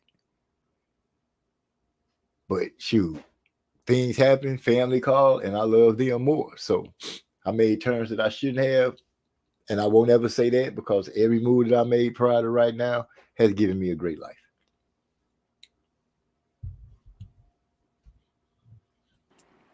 For sure. But yeah. Shoot. It's been a nice collective night. You got some fights for us coming up? Off the top of my head, we got the Christian and Billy fight this weekend. That D-Lo picked against? Bet against, huh? Yeah. We probably gonna take him Billy by decision, so we're gonna go against D-Lo this week.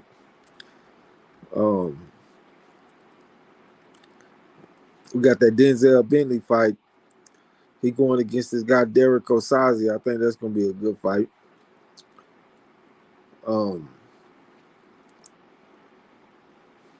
We also got this guy Lois Yumbi. This guy, he a national champion coming out of the UK. He fighting this guy. His last name Berardi. Both of them some Frank Warren guys. That's gonna be a good fight. That Makhmudov versus Guido Vianello fight. That's gonna be a good fight. Them all the fights that we got bets on and shit too. So Well, those are the only ones to count. Definitely looking forward to them. Abdullah Mason, he gonna be fighting this week. I'm gonna see what the odds are of him getting a stoppage inside of 4 rounds. Cause he's gonna go out there and beat the hell out this guy. This guy, he got stopped by Tiger Johnson. And Tiger Johnson is not a power puncher. So now he coming off a year layoff, and he about to go in there with Abdullah Mason, somebody that's on the right side of the bell curve. They go out there and stop Iron Men. I think he at the right place. I mean, the wrong place at the right time. I mean, the wrong place at the wrong time. He about to go out there and get his ass demolished. Yeah, he about to get demolished. I think Abdullah Mason, man, when he become like a contender, he gonna be a problem. I ain't bullshitting. So I'm expecting him to stop this dude in like the first really 2 or 3 rounds. Won't be surprised if it's the first round knockout. Wow. Yeah, that's what we got off the top of my head and shit, man. We got a couple of fights. Overall, it's a slow week. We only had 12 fights on the Champ Ross. We only had 11 last week, I think. So we had a couple of slow weeks. Hopefully it pick back up, get some more volume out there.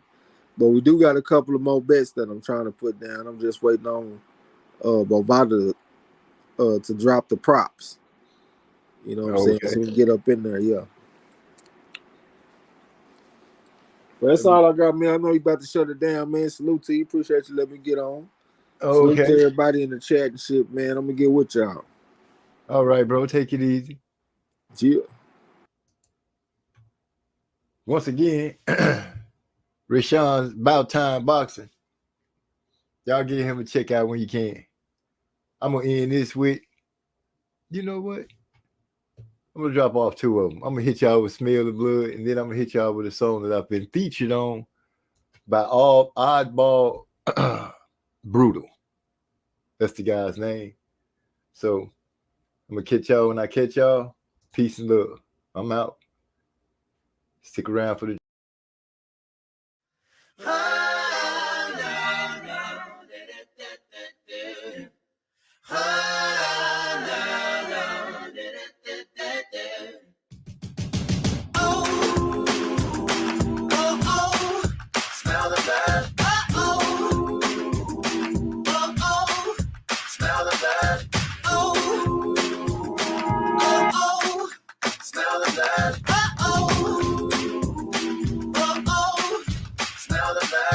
Niggas throw rocks and then hide their hands, so I gotta keep grinding to make this plan work. I hear the whispers of them hating on me. I left the windows open that way the hate be free. Nothing about Z-Soft, please don't tempt me to spit flows and lies and leave things empty. I done did time, kid, don't resent me. What I went for, just know I did sin me. Oh, oh, oh, smell the blood. Oh, oh, oh. Mama told me to watch my back, cause I'm the only one here that'll watch like that. Keep my eyes on the prize, watch where my steps land. Those hang around, they'll bring deception. But those that'll bring, better have protection. Situations change, make a misdirection. If I show the pole, yeah, it's gon' pop. Once I get the squeezing, then I won't stop, nah.